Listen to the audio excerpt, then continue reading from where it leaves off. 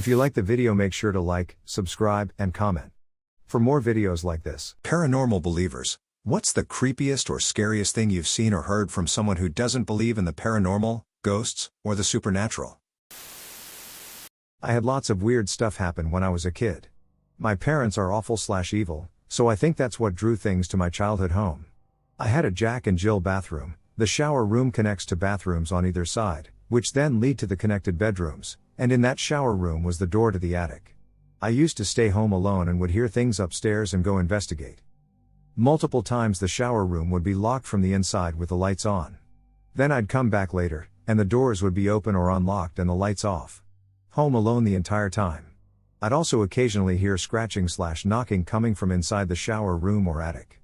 I checked the attic once and saw something and never ever checked again. Made my parents flip the door handle so the lock was on the outside, lol. Stuff continued to happen, but never as bad as when I was really little. I had more weird stuff happen as I moved to different places, but one apartment was the worst. I was upstairs waiting for my ex to come home. Heard the garage door open, then close. Yay! He's home. But he didn't come inside or even open the door. I went downstairs to check on him. The light was on, indicating that the garage door had opened, but there was no car inside.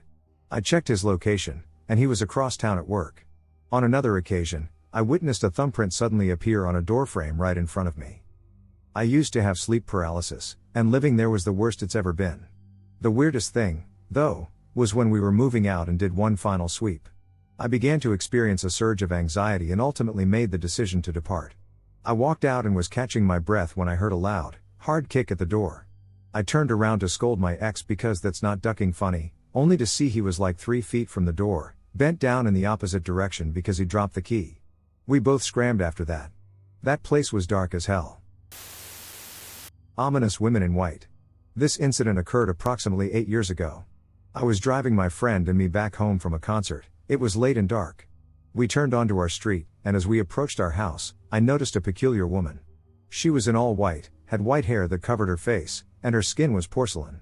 She was standing on the very edge of the sidewalk, so much so that I had imagined her toes poking over the slope from the sidewalk to the street. As we drove past, she just stood there, not moving. She was standing maybe 3 houses over from ours. After we passed her, I asked my friend, "Did you see that woman?" And my friend goes, "What women?" I instantly got chills. I saw this woman clear as day. I had no idea how my friend missed her. The freakier part is, I told this story to another friend a couple of years later, and after I told the story, her response was, "My mom has seen that lady? Who is she? Has anyone else seen or heard of this woman?" The scariest ghost story I've ever heard was from my husband. He grew up in a small town. His grandpa Don was on the police force and taught special ed at the high school. He had a partner on the force who also worked at the high school. Unfortunately, Don passed away before my husband was born.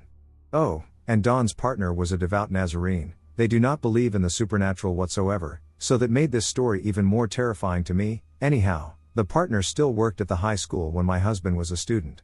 One day after school when my husband was about 17, his grandpa's partner pulled him aside and seemed grave. He said he'd been waiting for a while to tell him about this. But he said that one night some time after Don died, he was out on patrol and pulled into the cemetery to visit him. When his headlights hit the grave, he saw a woman in a long white dress, with long black hair, weeping over Don's grave. He was confused at first, but the second she noticed him, he said that she just took off, almost disappeared running at an impossible speed for a human being, and just disappeared like a shot over the hill.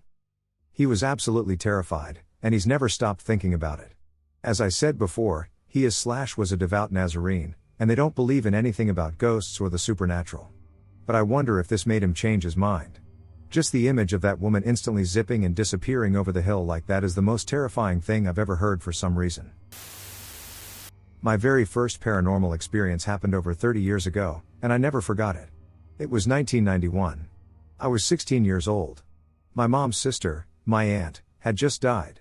It was the first time one of the parents' siblings had passed away, and it shook the family. After everyone had gotten together to pay for her funeral and bury her, we had the wake at my parents' house. All day long, family members were dropping by to pay their respects when it happened. It was roughly 1 p.m., broad daylight. I was sitting at the table listening to my uncles tell stories and remembering their sister when I saw the shadow of someone outside walking up to the front door through the curtain. Our front door had a huge glass panel that my mom covered/decorated with a curtain. Seeing the shadow, I walked up to the front door to open it, figuring it was another family member. When did I open it? Absolutely no one was there. Nothing. I didn't say anything to anyone at the time. I didn't want to suggest a ghost story at a wake. It'd be in poor taste given how distraught everyone was. Throughout the years, paranormal events have happened at our house since then. My dad heard steps coming upstairs when no one else was awake. My mom's musical jewelry box would open slightly, and the music would play. While my mom was babysitting my 2-year-old cousin, my cousin said she saw an all-black shape walk up the stairs behind me. Random items like my dad's belt would go missing for weeks and suddenly show up. Nobody ever suffered any harm. I later told my folks about what I saw on that day. Neither believed it was the ghost of my aunt, but both believed there was something in the house. We later moved out in 1996. Although the house was beautiful, surrounded by 2 acres of yard and nestled in a suburban neighborhood with nearby schools and shops, it has remained empty and continues to be so today, despite appearances suggesting that someone was fixing it up before abandoning it. It makes me wonder. My first roommate in college, who didn't believe in spirits or anything, kept telling me about times when she would come into our room and have whole conversations with me and then turn around, and then I'd be gone. She said this happened multiple times a week for a few months. She was telling me this because she was telling me that she felt it was rude for me to keep just randomly disappearing on her while she was talking like that and wanted to know how I left so quietly and without her seeing me open the door to the dorm. I asked her to repeat when these times were happening. She stated that I was in class at times. And I told her so. The very next day, she said that the me she'd been seeing talked to her and told her that she wasn't actually me but was my twin sister Jalia. So, I come in from my class, and my roommate says, "Everything's worked out, girl, it was just your sister Jalia coming in here. You never told me you had a twin sister." I'm looking at her strangely now. And I'm like, "What did you just say?" She goes, "Yeah, your twin is the one who's been dropping in." And I'm like, my twin sister died when we were babies. 4 days after my 18th birthday, my friend ended themselves. I was at a movie, and midway through it, I was completely overwhelmed with fear. I walked to the foyer and called my mom on the pay phone. It was the 90s. I told her I was overwhelmed with a feeling and asked her to please just reassure me everything was okay. She just said, "Honey, come home. Jason killed himself today." The days passed quickly until his funeral. After the funeral, my best friend and I took the long way home and then spent time in my room reminiscing. Our church youth group used to take multiple trips a year to a little town a few hours away and spend time together. There was a little mom and pop store with lots of handmade wares, and once, he bought me a flower made out of wood shavings into a rose. He said he bought it because it smelled like roses. It didn't. It smelled like wood. We good-naturedly teased him about it.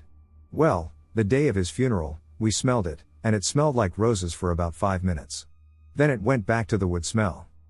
Fast forward to several months later when his dad found an envelope on his grave addressed simply to Mom in a girl's bubbly handwriting. In it, the author detailed 3 pages of things that happened that only the 2 of them would know about or remember. The end was signed with his name.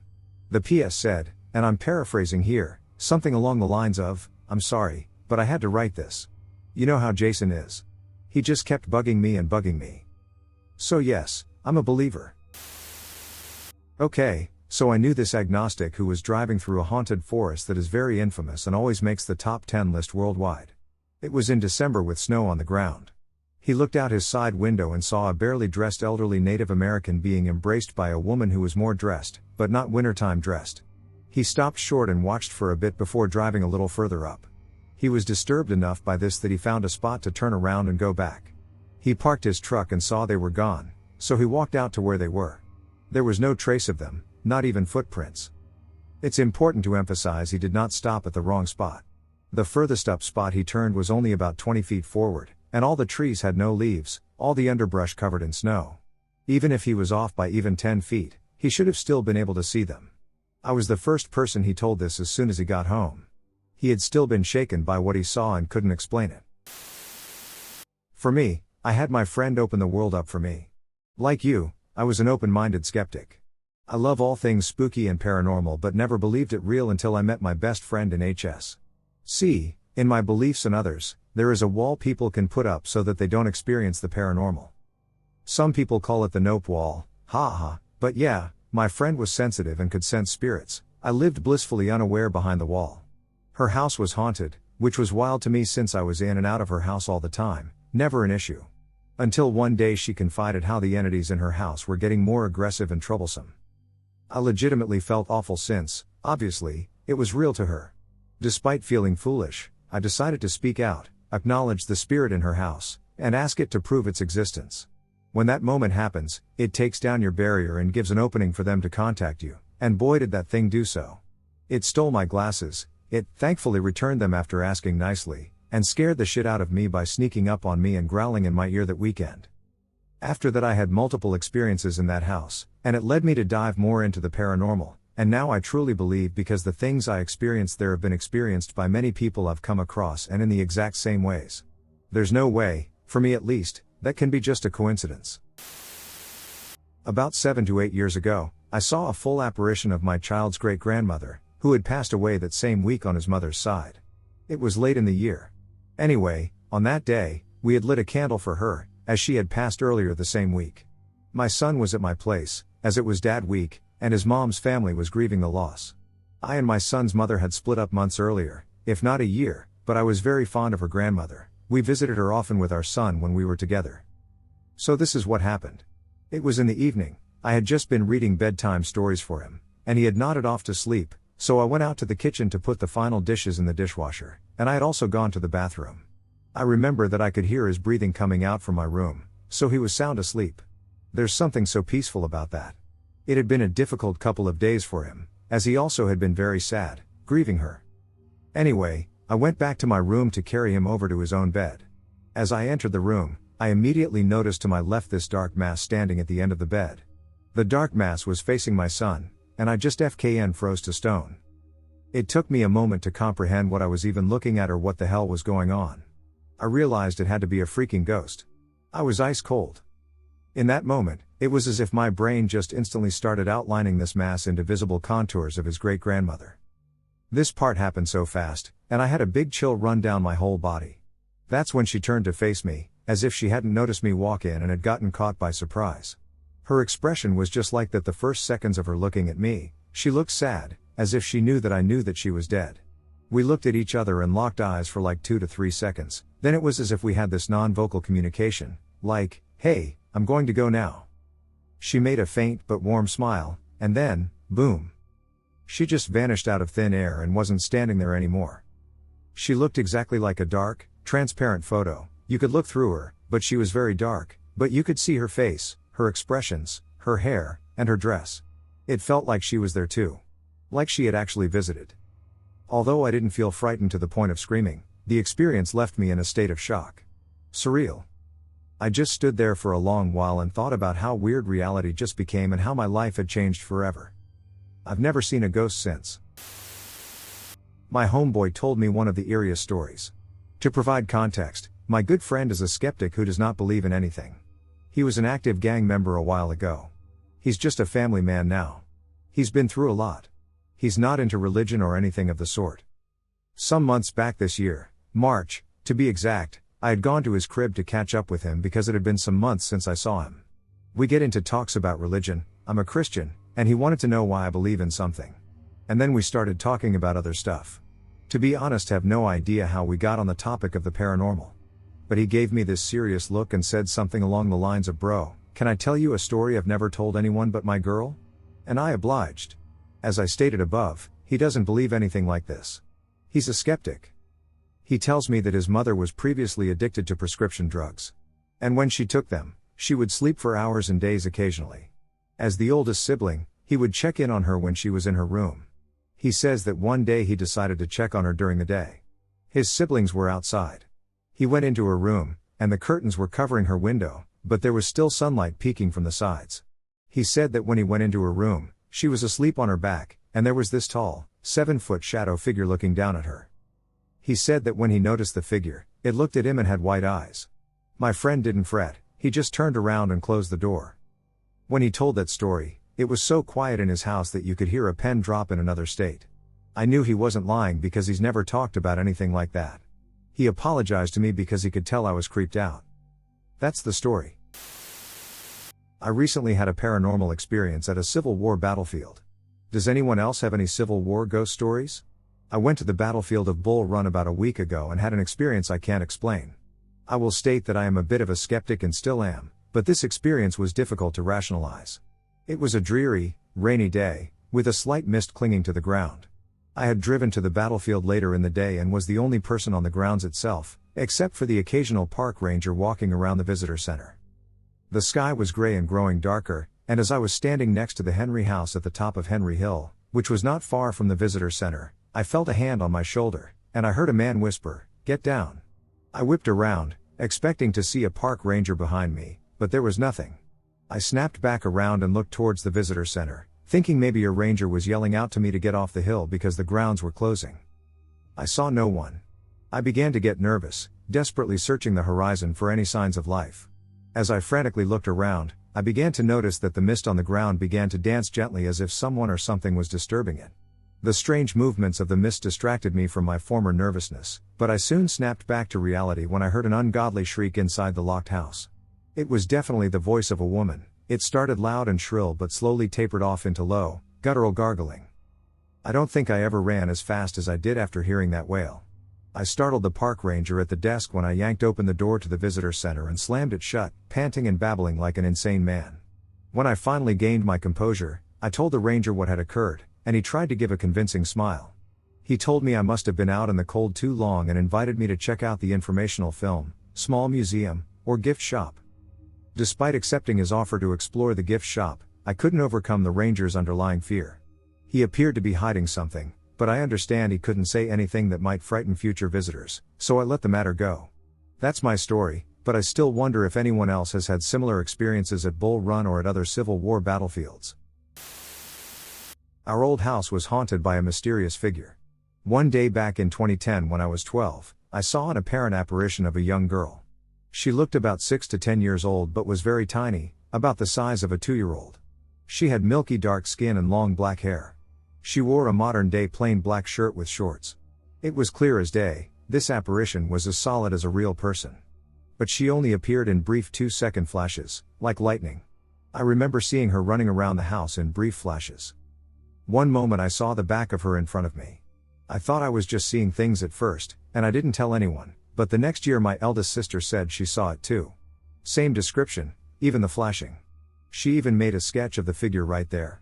My eldest brother then said he also saw the figure as well, even describing the same milky tan skin tone. This was years prior to me and my sister's sighting. Exact same description. I have 3 other younger siblings in the household, but they didn't see it. My parents didn't see it either, but they believed us and were terrified of the accurate sketch my older sister drew. The last known sighting was in 2011 by my same older sister. We continued to live there until 2023 with no other sightings. Note that I and my sister were also a bit skeptical of ghost sightings until we saw the figure. Has anyone seen a ghost with this same description? Is this a worldwide phenomenon? A mass hallucination? I think I've seen a shadow thing/person twice in my life, but I'm not entirely sure of what I saw, and I'm still skeptical of the paranormal. So I'm a pretty big skeptic on all things paranormal.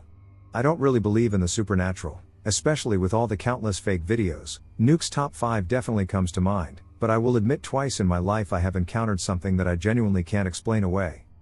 So the first story, I was around 5. I'd say I was either 5, or at most 6. I used to live in an apartment, and one night I was taking a bath by myself upstairs while my mother and sister were downstairs. After I finished my bath, I got out of the tub and put my towel on, and as I was standing in the bedroom, I was looking out into the hallway, and inside of the hallway, I could clearly and visibly see a shadow moving from the bathroom into my sister's room, where it seemingly walked up to my sister's door and disappeared. The strange thing is what it looked like, because it was what I used to call the finger man. It looked like when you take your hand and pretend to make a walking motion with your pointer and middle finger pointed down. I was so scared and confused by what I noticed that I remember running down the stairs and asking my mom and sister if they were just upstairs, which they weren't, and they laughed at me after I described what I saw. Later in life, when I was in my house years after we moved from the apartment, I was getting ready for school one day, and as I was in my room, I remember I could very clearly see a very long shadow arm reaching in from the hallway and knocking down one of my hats I had hanging on my wall. I know I wasn't dreaming or imagining things because I very clearly saw my hat lying on the floor. I then went down the hall to my parents' bedroom, where the door was shut, and after I knocked and my mom opened it, I asked her if she was in the hall and knocked over my hat, and she was confused and said no, and I just went back to my room confused and a little scared.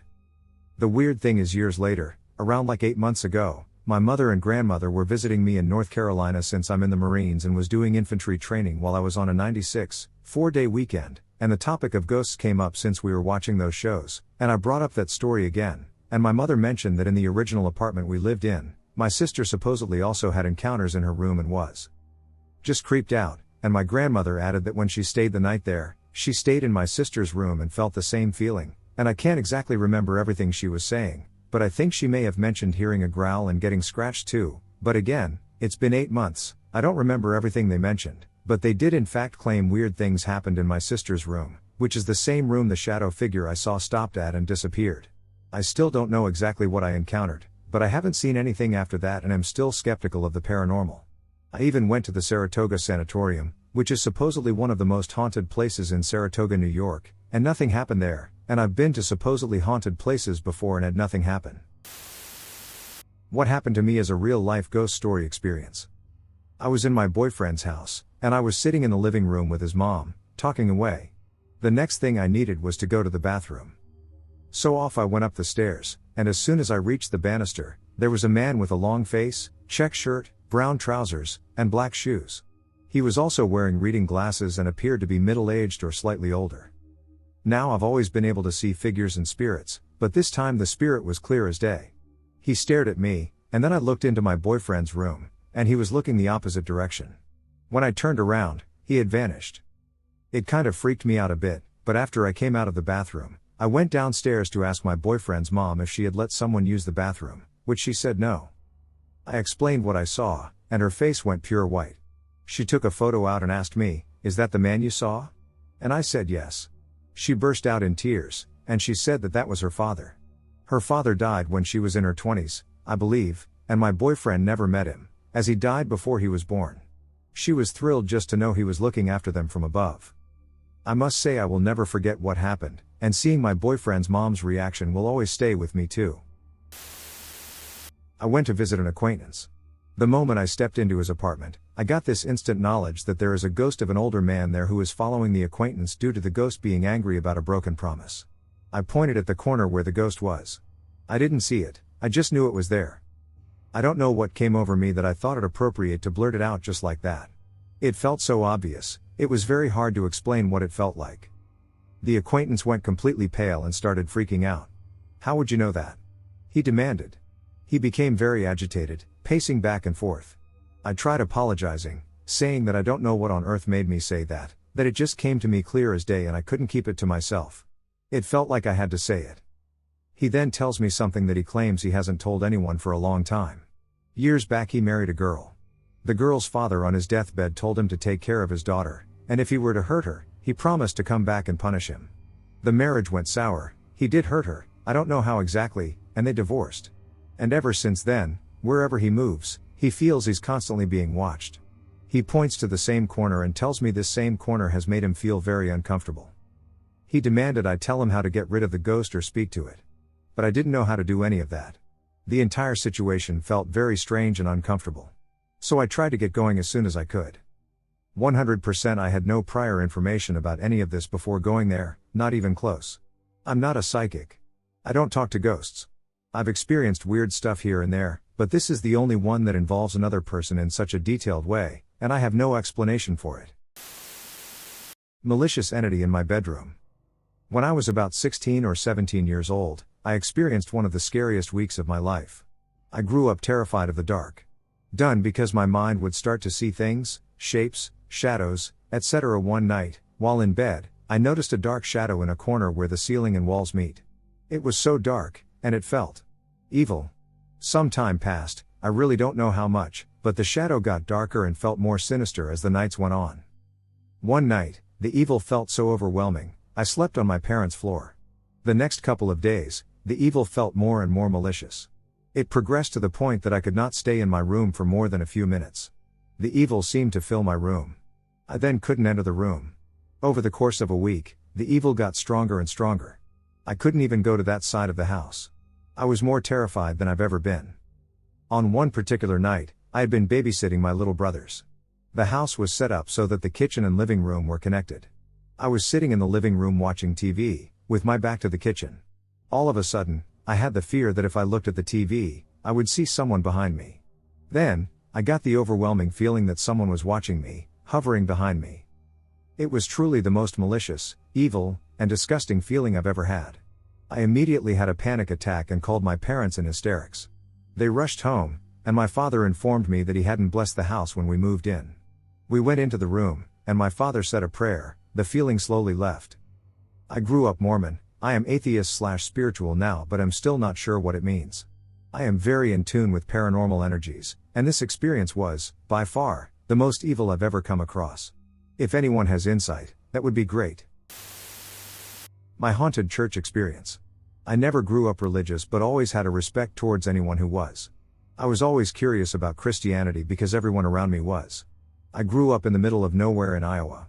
My best friend is practically family at this point. We grew up together, and we turned 20 this year. In my small town, we have, 5 churches. No joke, there are 500 people in my town too. The biggest one was the Lutheran church. My best friend and I took a job cleaning that church once a week during our sophomore year. We worked there until we left for college. The first day we go is mid-March. It was still cold and snowy, but it was an unreasonably warm day. This church technically had 3 floors, the basement, the main floor, and a split-level second floor. It was a maze. The first day we cleaned, we spent a lot of time there. We always called it the big room, but it was the cafeteria-type room at the church, and it always took us the longest because it was huge. It was linked to the kitchen, the stairway, the cathedral's hallway, and the outside. There is an entire line of windows on one side. I have always had paranormal experiences in my life. My best friend had not.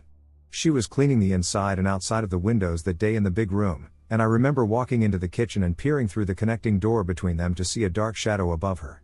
I quickly rushed to her to ask how she is doing and not startle her. I did not say a word. That same night, it became dark unusually early while we were in the basement. The hallway is long, has stairs at both ends, and contains several doors along its length, including 2 bathrooms. It was undoubtedly one of the most eerie environments I've ever encountered. I was down there alone for a few minutes while she went upstairs to fill the mop bucket, and I heard someone say my name. I turned around thinking it was her, but it was not. There was a tall, dark figure standing on the stairs peering around the corner.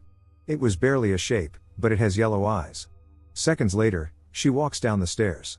We never talked about these things. Fast forward a few weeks. After weeks of creepy occurrences, we finally mention it and talk about it. This is when things got awful. I remember her telling me that first day when she was cleaning the windows, it felt like someone was watching over her shoulder, angry we were there. I had immediate goosebumps. After we talked about what had been happening, things picked up around the church. That night, on my way back home, I lived 3 blocks away, she lived 20 minutes away, I saw a dead cat outside the church, and she saw a dead deer on her way out of town. It's not uncommon, but the irony was insane. I began delving deeply into the church's history, as the idea of a haunted church seemed difficult to accept. I found an old photo when dusting off the old church, and there was a terrifying man. He had dark, cold eyes and was significantly taller than the rest of the group. He was the man we had been seeing. I was terrified, and we both considered quitting. It was good money, though, and it was time for her and me to spend time together outside school, so we did. She was on basketball, cheer and dance, so there were a few times she had to leave early for games. It never bothered me, but when it got dark, a switch flipped in that place. I always have seen figures. I have since I was a kid. When she started to see them there too, we knew it wasn't good. We started getting pictures, finding black salt lining the doors, seeing weird people hiding in the church, hearing our names being called, hearing clapping, having things go missing, and being touched. It started following me home, and my family started seeing it too. I have a billion stories about that place. I was a skeptic, and now I think I need help. I recently relocated to a house located in a rural town in Colorado. Everything was fine and nice, and I was setting up my new bedroom in the basement level of a 3-story home. The house doesn't have a negative energy or vibe.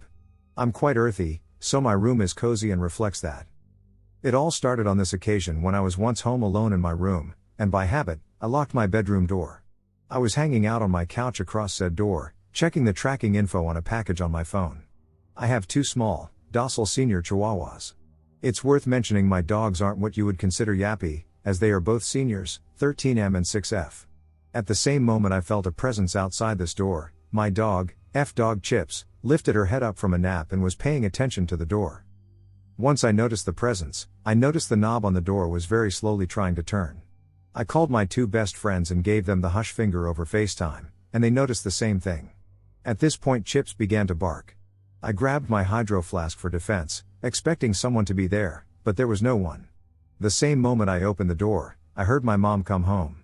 I ran up and explained this to her, and she shrugged it off. On the second occasion, I had invited two besties over for a sleepover and some video games. They left at around 7 a.m. At around 10 a.m. my phone dinged, and it woke me up. I was responding to my BF when I heard my friend's voice audibly say, "Just go inside," and a different voice respond, "It's cold." I said out loud, "You guys are still here?" I got up to let them in, and again no one was there. Mind you, being basement level, my room is cold. In the third encounter, I had a cowgirl hat on a table. I left for a few to drop something off, and the hat was moved to my gaming chair. I know I wouldn't 1, wear it, and 2, move it. Last and most recent situation. I was on the phone reading from some poetry I wrote, emotional and all, when one of my Polaroids fell off a shelf, regardless of this never happening to me before. I have never believed in paranormal activity. Despite the majority of my family believing I never have, I always like to consider the rational before the irrational. However, I can't explain these occurrences. I wouldn't know what to do or anything, really. If it matters, I am Catholic and, TBH, a little scared. Can anyone provide information or a solution? Thank you. I'm a massive skeptic, and I've had a few paranormal experiences while at work, and I'm not sure what to think of it. I'm sharing here in the hope someone finds some enjoyment out of my story. For context, I work in warehousing and maintenance for a popular chain store in the UK. The building itself is a few hundred years old. It's built on the site of an old Roman jousting ground, from what I could tell from the old city plans, and backs onto a church and an old priory. There's also a cathedral nearby. I've had a few experiences in this building in the year and a half I've been working here. The first one is sometimes when I am in the fridge downstairs, I see a black cloaked figure walking past the door from right to left. Whenever I poke my head out, there is nobody there. Funnily enough, the figure walks straight towards the priory. My ex-colleague actually corroborated this experience without me mentioning anything to him when we were discussing ghosts once. I've been standing in the delivery bay alone before, and one of the roller doors that lead to where the trucks park their trailers started opening. This door has a safety feature that locks it shut unless the button to open it is being held down, and when I started walking towards it to check it out, it immediately stopped. And finally, this is the experience that has shaken me a bit. I was standing down in the delivery bay alone, doing some cleaning, when I heard repeated loud banging. I look up and there's a stack of large plastic trays, loaded with stock so they were heavy, about 20 meters from me, violently shaking back and forth. The second I look at them, they stop. There had been nobody in there with me for a solid 15 minutes, and there were also other stacks of trays around it that were totally unaffected. I honestly cannot think of any explanation as to why this happened, and trust me, I've tried. If anyone has any theories, I'd be interested to hear them. Even though I don't believe in ghosts myself, I have a strong interest in the paranormal. My paranormal experience. When I was 18 years old, I had an acquaintance who worked as a funeral director in Alaska, USA. I am now 32 years old. I was searching for a job, and he needed someone to assist with the night shift. He told me that the position would be on call, doing after-hours body pickup for the funeral home. He further told me the position wasn't for everyone, and there were no hard feelings if I decided it wasn't for me. I decided to give it a try. I worked there for 6 months. Over the first few months I got used to the position and showed that I was capable of doing the job, so I started handling calls without trainer support. One night I got a normal call to retrieve a body from a terminal care facility. I went to the funeral home and, as was normal, prepared a table to place the body in the cold room. While preparing the space, I observed 3 other bodies that were prepped in cremation boxes, think heavy-duty cardboard. With the area prepped, I got in the funeral vehicle and headed to get the body. Pickup went normally. The chaplain at the facility helped me transfer the body from the bed to my gurney, and before long I was headed back to the funeral home. That is when things got weird. I brought the body into the back area and almost immediately heard the distinct sound of cardboard boxes opening. I called out, hoping that maybe one of the directors had come in for some late night work. There was no response. I was worried that there might have been a break-in, so I called a friend and asked them to stay on the phone while I walked the building. I instructed them to hang up and call the cops if they heard anything suspicious. I walked the building and found nothing. I told my friend that I must have imagined it and apologized for calling before hanging up. I returned to tending to the deceased. I removed the body from the gurney and placed it on the previously prepped table, securing the straps on the body before rolling the table into the cold room. As I was closing the door to the cold room, the table suddenly stood up on end, seemingly due to the spring-loaded legs on one end. I froze, staring at the body, which was now standing facing me. After a few moments of no further movement, I went into the cold room and began trying to level the table. The table would not go back down. I was scared but felt that I couldn't leave the body as it was. I unstrapped the body from the table and moved it to a body board to place on a table that was bolted to the floor. When I removed the body, the wheeled table crashed back to the ground. I placed the body in the back of my car and left without completing the paperwork to identify it. As I drove away, I caught a glimpse of a woman sitting in the passenger seat of my car. When I looked to make direct contact, the figure disappeared. I went back the next morning to complete and file my paperwork and to tell the funeral director what had happened. He told me that he was surprised that I came back after that encounter and suggested that if that happened in the future, I could call in the morning and he would complete the paperwork for me. I worked there for a few more months but never encountered another incident like that. I only left the job because I moved to a different state. But I am certain that I encountered a spirit that day. My mother died in late May 2022, and something is now in my house. My mother passed away very recently from liver and kidney failure at the same time. Her death was a result of drinking too much too often, and it caught up with her fast. After her passing, an unknown presence in my house began throwing coins and making noises. Unexplained occurrences began about a year and a half ago. It started with me and my brother feeling like something was around. I felt watched, like eyes were on my back all the time. When I met my girlfriend, she noticed a smell at the entrance of the house that she described as resembling death during her initial visits. It went away after the first 2 months of her coming over, but it returned after my mother passed away. About 6 months later my brother was gifted a book. I'm not sure what it was exactly, but it looked like some sort of religious or ritualistic text. After he got the book, he said he felt like he started having a horrible bad luck streak. Things just kept going wrong for him, and this culminated in him being thrown at a wall. He described it as being pushed and attacked, like something was trying to hurt him, and having a deep cut above his eye and a black eye after. We burned the book the next day. A few months later, about 2 months before my mom passed, I and my girlfriend were sitting in the living room talking. A large mirror is mounted on the wall, positioned slightly above my girlfriend's right shoulder and just outside her peripheral vision. In the middle of the conversation, she froze and whipped around to look behind her and jumped up, saying she had seen something walk by for a moment in the reflection of the mirror. I felt weird energy that night as well, and my brother said later he and my mom had felt it too. Since then we've had weird noises on and off and a few nights where everyone agreed something was off and felt something was around. My mom passed about 2 or maybe 3 weeks ago now. At the time, my brother told her, while she was still alive, to mess with him all the time and let him know she was there. After she passed me, my brother and girlfriend were watching a movie when they both began saying something was wrong. I felt off as well, but they are more often able to notice things like that. That night my brother and my girlfriend both felt off the rest of the night, and my girlfriend had a panic attack. 3 days ago, roughly, my girlfriend and I were hanging out in the living room, and she had been having a really hard time with some bad thoughts, panic attacks, anxiety, etc. Suddenly we both heard a noise right next to us. Quiet but distinct, like something had shifted. I got up to start looking around, and my girlfriend just froze, staring into the kitchen. She said she had seen a figure staring at us and just held eye contact with it. She described it as being evil but not angry. Tall and slim with pale eyes. I walked around the house and stood right where she had seen it staring at us, and I felt something that I can best describe as a wave of electrical energy sitting on my head, making my hairs rise, and my head felt high and lightheaded. When I walked out of where I was told it was standing, I felt nothing, but when I walked back, I felt the same thing. As I walked around the house, she said she would notice it go away and then get glimpses again of it. We felt something from Mom's room, and I went to go look, and we heard a loud crack like something hit a wall and a coin spinning/bouncing on the floor.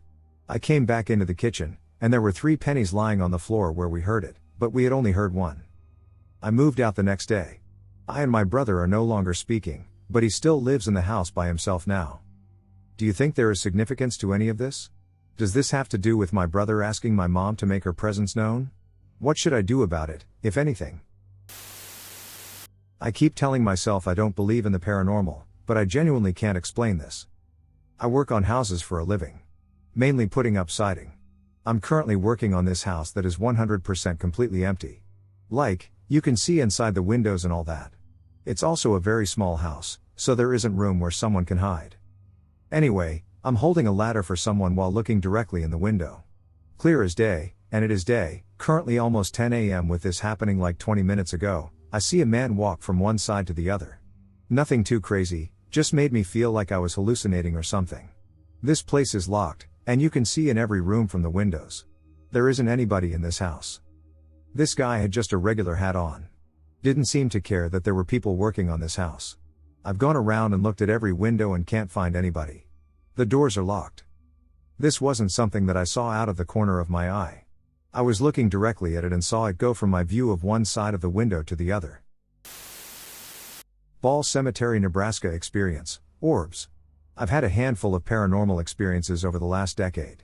I'd like to share them here and see if anybody's had similar ones / can offer explanations. The first paranormal experience happened in fall 2011 at Ball Cemetery, about 20 miles outside of Omaha, Nebraska. This was the first time I'd gone to the cemetery, but I'd heard all about its lore from the friend I was with. I was at IHOP with my friend around 12:30 am/1 am. He'd brought up Ball and the experiences he and others had there several times before. All scary stories, like being scratched, bruised, and shoved. He said one girl we both knew had her eyes go completely black. May have mentioned a voice telling them to get out. I'd always been intrigued by the paranormal but healthily skeptical. I couldn't decide whether to believe him or not. We're at IHOP, and he brings up Ball and asks if I want to go. I say, sure. We finish our meal and head there. The road there could not be more theatrically scary. It's pretty far out in the middle of nowhere, and you just have to know where you're going. You have to turn your headlights off when you turn onto the road leading there. Whoever the caretaker of this place was, understandably, not fond of people screwing around out there, and they apparently had a shotgun they weren't shy about firing off and a large dog that roamed around the property. There are no trespassing signs everywhere. It's a one-way in, one-way out type of setup. You come to a fork in the road and curve left into a woodsy patch. The trees make this patch of road feel like a tunnel. You emerge from the tree tunnel, and you're there, and it's terrifying. The road is a gravel loop, the way you come in is the way you get out. The cemetery itself has a gate. It was hanging open this night, but sometimes it's chained shut. My friend parks, and I don't want to get out of the car. We complain back and forth at each other a bit. I express my fear, to which he responds with frustration, stating, I have a gun, I will shoot the ghost, and insists that I exit the vehicle. We go into the cemetery. It's very dark but not so dark that you can't see. Silhouettes of trees and headstones are clearly visible. I grab my friend's hand and will not let go.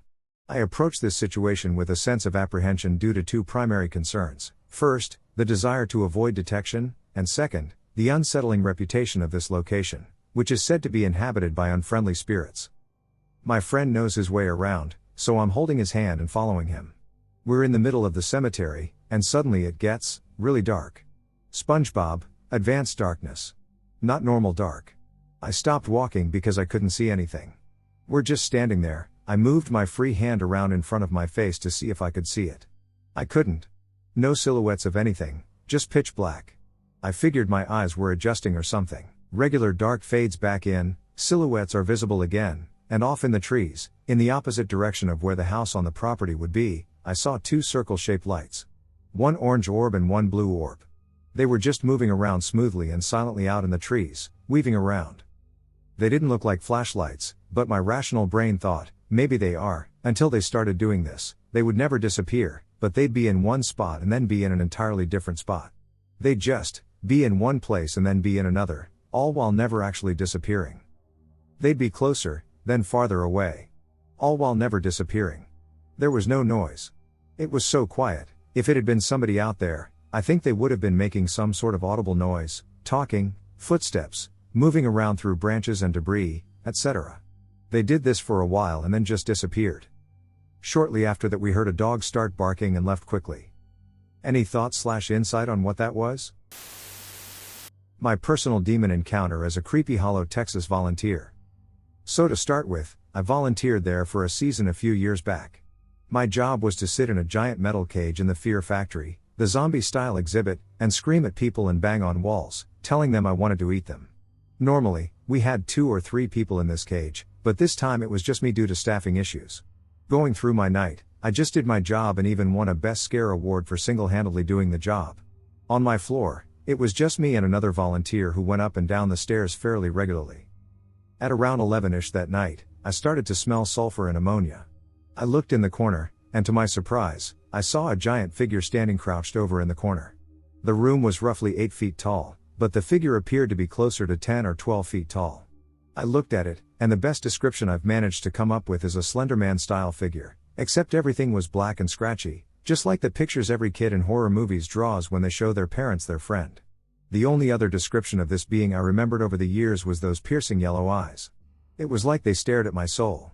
The other volunteer was, of course, downstairs while this was taking place. A few customers would come by, and I don't know if they just couldn't see it or what, but they would always walk right past it without a second glance. After a few customers walked by, I heard them speak. I heard them calling my full legal name. I went by JP, so no one actually knew my name. I, at this point, was terrified. I didn't know what was happening. The cage I was in gave me a false sense of security. I looked away and just started praying.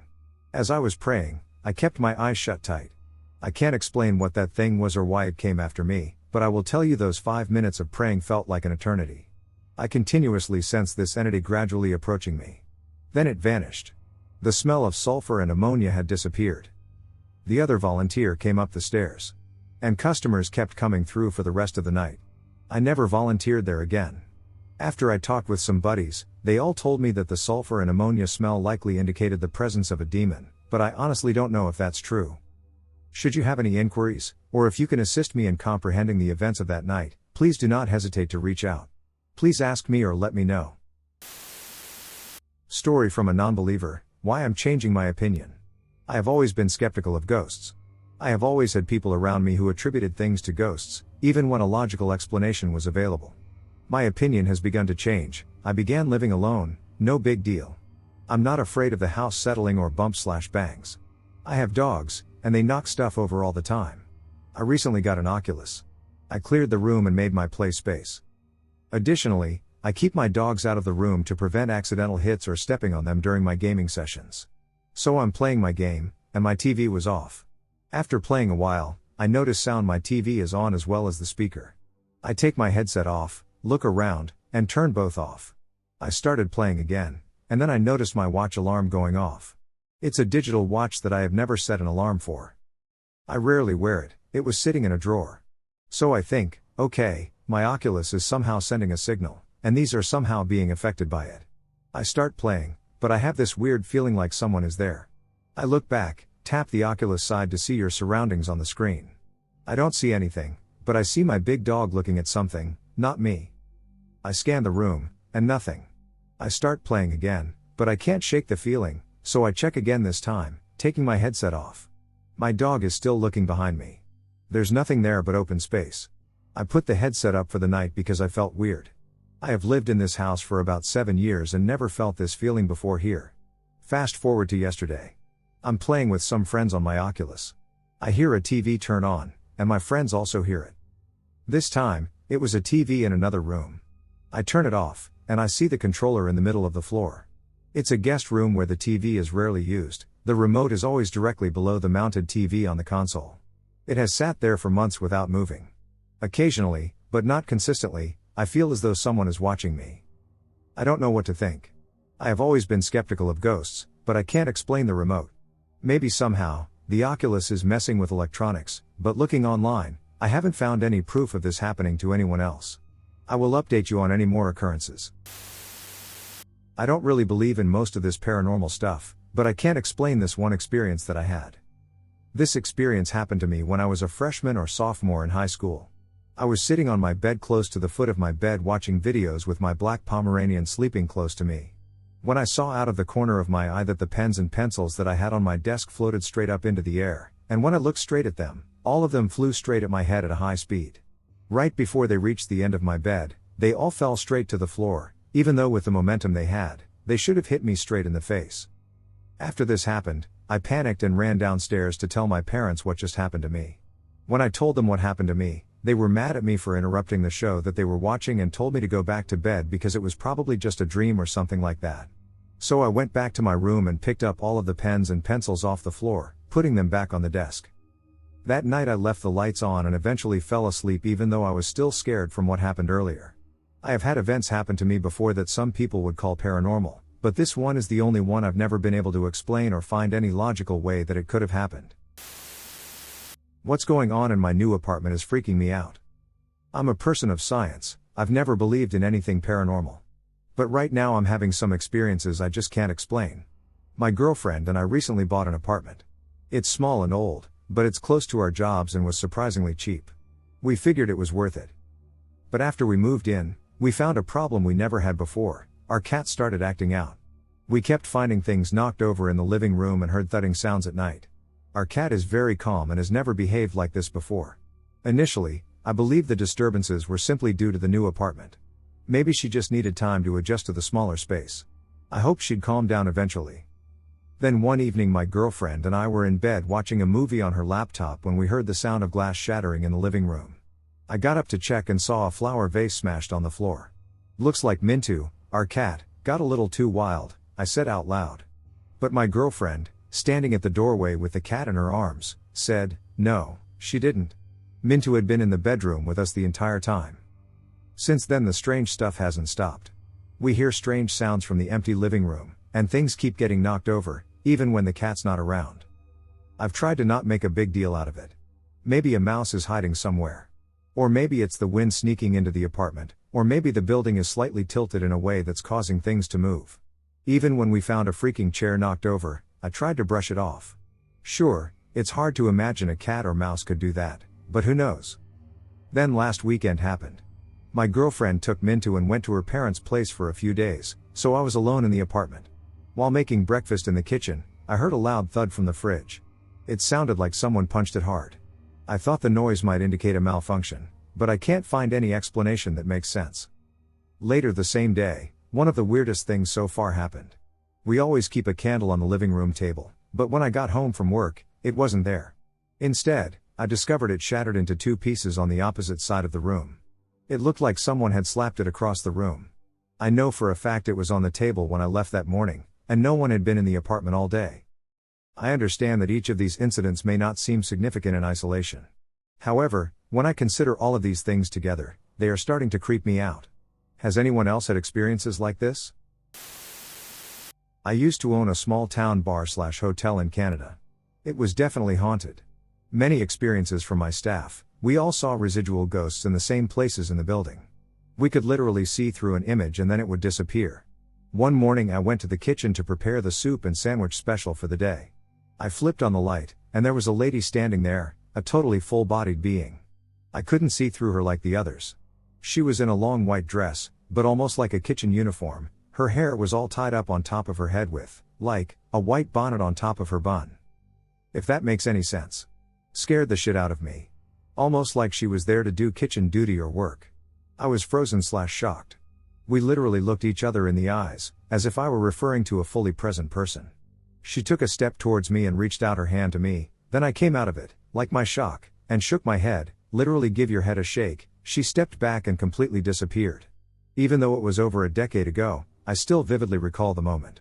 It was like a full human being standing there. The more I think about it, I always wonder if I walked into her world and she was shocked too. Crazy experience. My son and his friends had an encounter with La Llorona. My older teenage son and two of his friends believe they encountered La Llorona the other night whimpering outside the bedroom window they were in, and I think she's been bothering my family for years. Backstory: I'm a public figure in the entertainment industry, and I've seen my fair share of odd things. I have many friends that are all over the board when it comes to spirituality, and I'm also a highly spiritual person. My family has also all seen weird paranormal things before: a 7-foot-tall figure standing over people while they're sleeping, unexplainable light sources coming and going, slight poltergeist activity with random objects moving. Just odd things, but never a ghost-like character like this that was blatantly obvious. I'm also a rational person. I like to dissect everything I can, but I couldn't explain this encounter they had. My son and I have some hefty sort of Central American heritage. His friends are Central American kids, and we're all in California. He had 2 of his buddies at my parents' house last night to hang out. They live in a slightly remote HOA community in the hills. All the neighbors have ponds, there's an irrigation creek in the back and front of the property, there's no homeless population up there, and it's not accessible without a car unless you really like walking an awful, pitch black, dark mile. There are some occasional break-ins and car driveway jackings, but nothing too sinister. I was on a film set last night when I got a frantic call at 1 a.m. from my son freaking out, saying, "Yo, Mom, I think this is a robbery setup. There's a girl outside. What do we do?" Right outside the bedroom window there's a crazy looking girl standing outside wearing all white, staring at yous. It's too dark for the boys to describe to me who it is. One of the kids thought it was a girl he was seeing that he found out was on the crazier side that followed them home with some older goons in a car. As they were describing her to me, trying to figure out if it was someone they knew, the figure sauntered off. The boys had literally been laughing and having a fantastic time when one of them looked out the window from the futon he was sitting on and saw her there. They immediately called me then. They were about 5 feet 4 inches, extremely skinny, with long black hair, wearing all white, making small whimpering and unintelligible speech noises, and tapping on the house. All 3 heard this, including one of the cats, who went to the window and started just staring, and they couldn't get it to shake its focus. They finally get the courage to wake my mother up, and 10 minutes later she goes outside with a flashlight, doesn't see anything, and then goes back in the house. Half an hour after that, they see a strange, concentrated, eerie, supernatural-looking, orb-like light source focusing on a part of the area of the front yard near the irrigation creek too dim to be a fog light from a car or a flashlight, appear and then disappear very quickly. About an hour later the other 2 boys had passed out. My son called me again. He had heard someone say hello to him in a low-pitched girl's voice, and he started getting a pit feeling in his stomach and felt like he was under a demonic attack. I pray with him, and then he falls asleep. While he was asleep, the boys closer to the window heard the whimpering again. And the bottom line is no one really got a good wink. There is no rational way a girl would be walking around the property like that late at night. It just makes zero sense that anybody, even the dumbest criminal, would put a girl dressed in all white as robbery bait. Something very stupidly off and something sinister is going on. There's absolutely no way anyone in the house wouldn't have heard a source from a car driving up from even a long distance. It's quite obvious when a car comes within, like even 1/4 of a mile of the house, and you can hear people walking around. The entire ground is covered in crunchy leaves. There was no additional noise, there was definitely no reason for there to be a light source anywhere, let alone a person walking around. This morning they described to me again what they saw and heard. Only one of the kids had ever heard of La Llorona, but we had to look it up because we weren't really sure. When I saw what it was all about, I realized we had made connections with this spirit, which has probably been bothering my family for years. My son's paternal grandma was Mexican and grew up on indigenous farmland in Southern California. She had an awful experience raising her first child, who was a toddler when she died, going missing at first, and they found her in an irrigation creek behind the property. My mom's dad was Central American, and my mom has been having dreams about me drowning since I was a toddler. She didn't really grow up with the Heritage Show. She didn't have any clue who La Llorona was. The La Llorona experience is terrifying. I have every reason to believe it. I saw something as a kid, and to this day, I don't know what it was. Could someone see it, possibly? This is entirely a true story. I'm a young adult now, but back when I was a very young child, 7 to 8 maybe, I saw something very peculiar. I have never seen these things before or after that time, and I do not have any type of schizophrenia or major mental disorders. I don't generally believe in the paranormal and want to pass off whatever the hell I saw as just a mental lapse or something, but I digress. Maybe the thing I saw has a name. Perhaps it is a known phenomenon. That's what I'm here to know today. This happened during a night at my grandma's apartment. It happened near Adams Street in Los Angeles. It's a dangerous part of town. There are lots of gang fights, and the apartment regularly sees elderly tenants coming and going. My childhood memory fails me a bit, but I recall these events clearly. Most traumatic or scary events are crystal clear. There was a death in my grandma's apartment not too long ago before I went there. For whatever reason, I had to sleep at my old grandma's place, and this occurred deep into the dead of night. I was sleeping nice and cozy in bed with my grandma by my side when I was roused by something. It was a bit cold, so I think I had to go pee, but behind my grandmother. This blank wall. There was a pair of very large, saucer-like eyes peering around the room.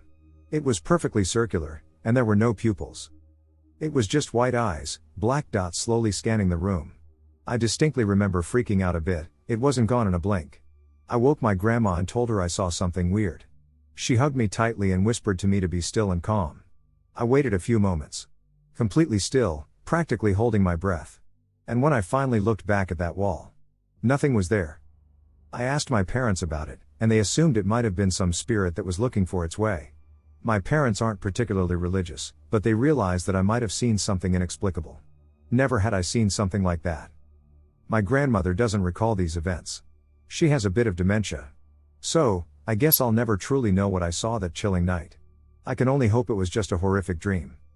Are there any mythologies/ghost stories that correlate to these large, unblinking, staring eyes? For reference, I remember being terrified during the scene in Pee-wee's Adventure where large Marge tells her ghost story. The clay model has eyes that look very similar to what I saw. Man, the worst part of these things? When it's something visual. They're inhumanly silent. Every hair on your body prickles. You see it, but not a single thing stirs or makes a peep. It's just there. If two people see it, it's real. Right? I was living in southwesternish Michigan in a medium-populated city. This happened right outside the metro area, which was fairly populated. So I, 19F, and my boyfriend, 22 meters, at the time he was, now ex, were staying at my mom's apartment. It was a 6-unit place with 3 floors. The second and third floors both had balconies. My mom, I grew up there too, lived on the second floor near the open yard. The balconies face a super busy street, the speed limit is 40 miles per hour. It's well lit except for the yard. The fencing and the bushes on the outside of the fence create a shadow, but it's not completely pitch black, especially when the motion-activated light pops on about 15 yards away. This light is not triggered by small animals. My pug used the yard as his toilet, and he wouldn't trigger it. I would have to slightly wander near it to get it to turn on so I wasn't completely in the dark. This complex is also the place of a murder. In the early 80s, someone ended a woman in the apartment above my mother's by hurling her off the balcony. Super creepy. We were smoking a cigarette on the balcony and talking about random things. Earlier that week we also swore that we saw a UFO in broad daylight. Me, him, and my mom all saw it, which had caused us to be hyper-aware of our surroundings. It was close to 2 a.m. I had kind of spaced out and was staring off into our darkened side yard when I thought I saw someone standing at the fence line in our property. It was dark enough that I could just see the outline, and it looked like he had a top hat on. I couldn't believe what I was seeing, especially with the top hat. I blinked a few times trying to focus. I'm a contact lens wearer. Y'all know that blinking. He was gone. I kept waiting to see movement between the bushes as if they were walking on the sidewalk. But nothing. They obviously weren't in the front yard and nowhere in sight. Confused, I went to ask my BF if he had seen that, and he beat me to it. Did you just see that guy? I whipped my head around to face him and was like, you saw him too? He was like, yeah, it was weird. And then he asked a question that made my blood run cold. Was he wearing a top hat? I felt all the color drain out of my face. Before I could respond, that motion light in our yard kicked on, with nothing in our yard. My BF looked at me, and I just slowly nodded, and he immediately bolted back into the apartment with me hot on his tail. We locked the door and even shut the curtains. That was when he taught me about shadow people. Thank God I've never had any encounters since then, and I honestly try not to think about it. I don't like sitting in dark rooms alone. I don't like watching TV in the dark alone. Dark plus alone equals nope. There was one other time recently I think I encountered shadow people in my yard. I was smoking a cigarette in a different location, and I had a clear view of my backyard, which was located to my right. I was so convinced I saw someone in the yard I actually called the police, who, shocker, said there was no one there. Another ex-boyfriend of mine who lives in the same area as me swore he saw something that would remind me of a skinwalker. He told me that he saw a man with a deer's head, and then the ducking thing just vanished on the spot. Really creeped me out. I now live on property that has a tree line in the very back and a creek running behind the trees. Every once in a while I'll hear odd noises in the middle of the night that don't belong to anything native to us and rapid splashing. Splashing, that sounds far too large for a fox. What's behind the creek? Factories and industrial sites. There are some dense woods adjacent to that site. Usually my dog's hackles will raise, and she'll let out a throaty growl. I've witnessed elongated shadows from our neighbor's light that shines into our yard with no human in the path of the light. No one lives there. My dog will randomly growl towards our backyard at various hours. She'll refuse to go out, or she'll go out, disappear into the tree line, and then bolt back whimpering. Whenever my dog experiences fear, so do I. My creepy encounter. When I was around 16 or 17, I was hanging out with a friend at my house. We'll call her Emma. Little backstory, I am from a small town in northern Michigan, and it's the kind of tiny town where everyone knows everyone and there weren't really any cliques, and pretty much all of my class, 39 kids, were all friends. Our school served grades K-12 and was located in a single building. Anyway, so one day Emma came over to stay the night, and my dad wasn't home as he was still working. It was not long after school, so it was probably around 5 p.m. Our home was heated with a wood stove, and our wood stove had a glass panel on the front. Our house isn't big and only has one floor. The wood stove is on the right side of the living room, and the hallway down to the bedrooms is on the left end of the living room directly across from the wood stove. We were sitting close to the wood stove, but it wasn't burning wood because it was summer. I happened to look up mid-game, and in the glass reflection of the stove, I saw a very large, dark figure at the end of the hallway. I whipped my head around to look down the hall, but there was nothing, so I didn't say anything, as I didn't want to freak her out or freak myself out even more. Fast forward a few weeks later, and my dad was going across the street to his buddy's house, and I was going to stay home alone and watch TV or whatever. It was early evening and pretty light out. The TV was off, and there was no other noise in the house. My dad had just walked across the road, and I plopped down on the couch. I was contemplating whether to watch TV or a movie when I heard a deep voice yell, "Get out," from down the hall. Easy to say, I did not hesitate to listen and ran outside and across the street and told my dad and his friend, who didn't believe me. I dropped it and didn't tell anyone else, as I assumed no one else would believe me either. Fast forward again to about a month later, and I had another friend staying the night on a Friday night. We'll call her Kayla. Anyway, my dad and I had to go split wood early the next morning, so I told Kayla she could just sleep in and leave whenever she woke up. My dad and I get home around 4 or 5, and I go in my room, and all of Kayla's stuff is there. Her purse, phone, and all her backpack. Her shoes were also still by the door, but she was gone. I packed all her stuff, very confused, and drove to her house to see what happened. I get there, and she tells me right away she is never staying the night again. I asked her what happened, and she said she had woken up and was lying in my room, and she heard a deep voice yell, "Get out." She freaked out and took off without her stuff because she just wanted to get the hell out of there. I, of course, was totally freaked out because I had not told anyone but my dad and his friend about my experience.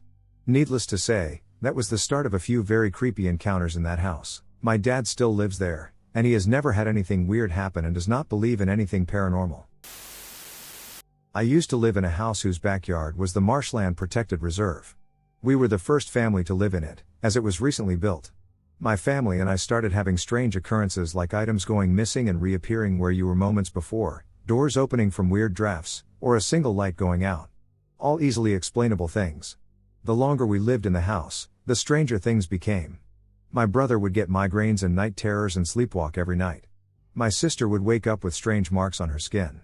You'd hear footsteps in another room no one was in or singing coming from down the hall.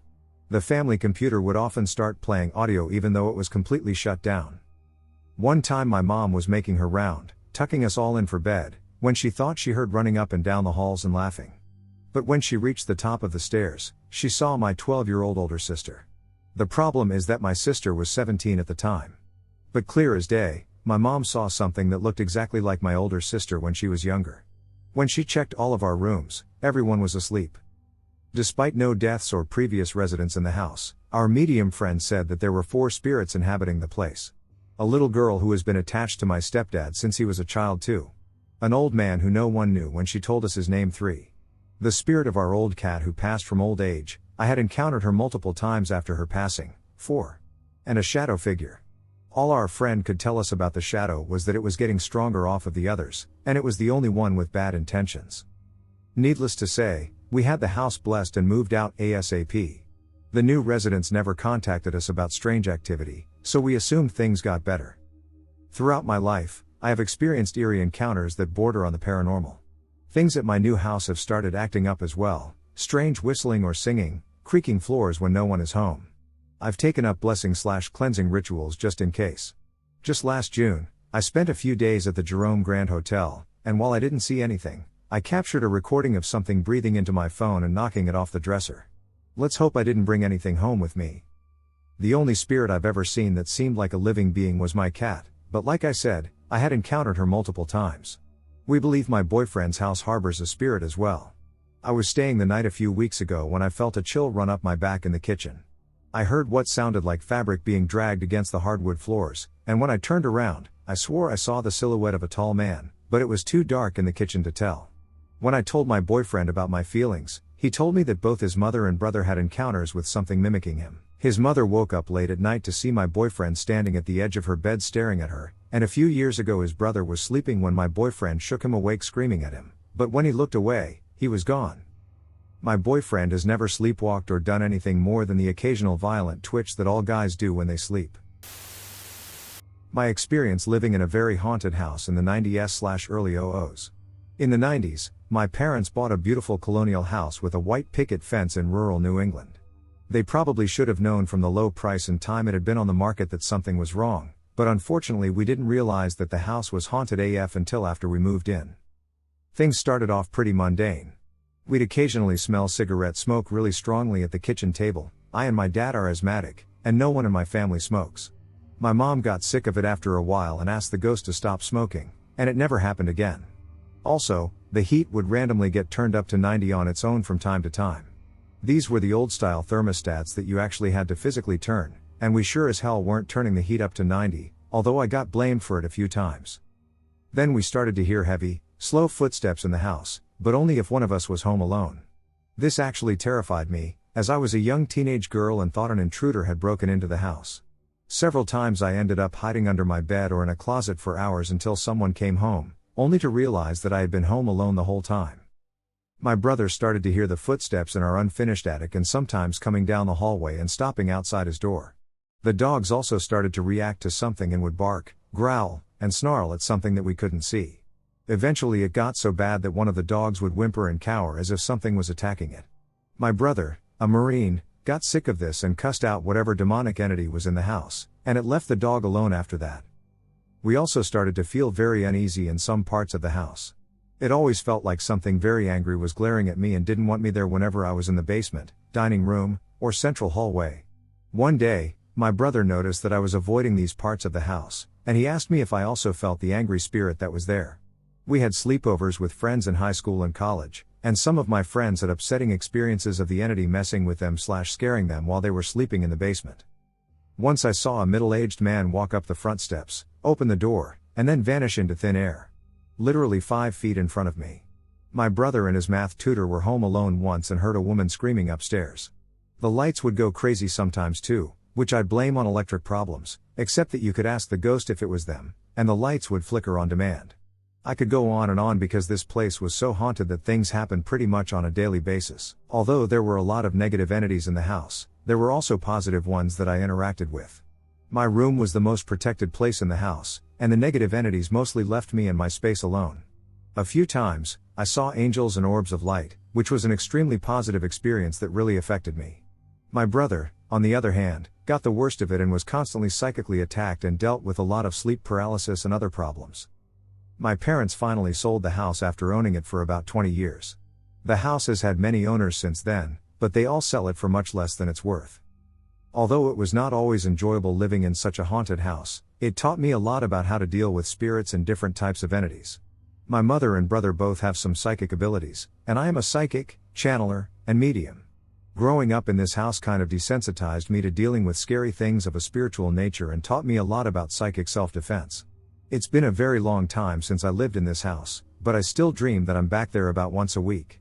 I believe that this house was some kind of portal that allowed, both positive and negative, entities to cross. I don't necessarily believe in the paranormal, but I love horror and felt strange about this story regardless. When I was around 10 or 11 years old, my family and I lived with my brother's dad. My mom would often take us out on walks because at the time she didn't have a car. My baby brother's dad was a stingy bastard and didn't like her taking his Jeep out, even for groceries, because he didn't want to spend money on gas that wasn't just him getting to work. So we would walk maybe 5 or 6 miles until we got to the town center. Every time we went out on these trips, we'd stop by an antique shop where she would buy clothes for us with the little money she had from work, then we'd go get something to eat from the local Dairy Queen and start to make our way back home. It was already late when we left, maybe 6 p.m. or so. So by the time we started making our way back, 9 p.m. was fast approaching, and it was getting pretty dark outside. There was this house that we'd always pass by. It was so completely monotonous that I gave it zero thought during the day. Every single time I passed by it on my way to school while on the school bus, it was completely vacant. But this time something was off. I remember I was walking ahead of everyone by a good bit. My mom and baby brother were the furthest behind, and my other brother was in between us, filling in that middle space. I remember getting a chill down my spine, like I was being watched, and I looked to my left. I knew the location of the house. As far as I knew, no one lived there, and yet the door was wide open. Not a single light was on in the house, and the darkness was violently pervasive. The silence was unbroken. I experienced a sensation of my heart being trapped in my throat, and the cold sweat that was beginning to make my hands clammy intensified. I kept walking down the sidewalk until finally I was able to tear my gaze away from the house, and all of a sudden I could hear again. I could breathe even. When I finally noticed my surroundings, my brother was on the other side of the house, with me in between. I didn't ever mention it, not with anyone. It was the only time I had felt so deeply frightened. Fast forward about 13 years to a week ago, when my brother and I were working together on one of his jobs, and he asked me if I had ever experienced a moment when I was truly scared. I mentioned that story, and he paused for a moment before speaking. "That's crazy. I thought it was just me, I thought it never happened. You didn't even look scared in the moment. I vividly remember closing the space between us when I saw the house, and you just kept going forward. I was ducking terrified." He then told me that he genuinely believed I was unaffected by the situation and attempted to pretend to be unafraid when I noticed him. He then told me that he remembered when it was daylight that there was an older lady on the front porch of the house, on a rocking chair waving at us. He said that the way she looked deeply bothered him even before we saw the house later that night. I never even noticed a woman. Like I said, as far as I knew, the house was for sale/abandoned. The grass was overgrown, and it looked like there was no care for it.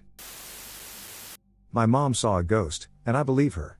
But it's just a pair of legs? I've never believed in ghosts. I've always thought it was a lie, mostly said by people who want attention. Or, perhaps these ghosts are the brain's way of processing unexplained things we see. Preface: my mom is a Christian lady. She may have an overactive imagination and is also a sci-fi writer, but she's honest. She's never done drugs, she's allergic to alcohol, and she doesn't have a history of mental illness. She's a great mom, and we're really close. Like, Gilmore Girls close. So, when I got a phone call from her and she was freaking out about a ghost she had seen, I believed her. I honestly cannot think of a logical explanation as to what she saw. Story: a few weeks ago, my mom came to visit me. I live a few hours away, so the drive is long. When she drives home, it's around 9 p.m. She made a stop at the grocery store while on her way home. I know she isn't exhausted because I had just seen her, and she was full of energy. It was also still relatively early in the evening. She is driving in a Ford F-150 truck, sits high off the ground. She pulls into her neighborhood, a very familiar route, as she's lived there 10 plus years now.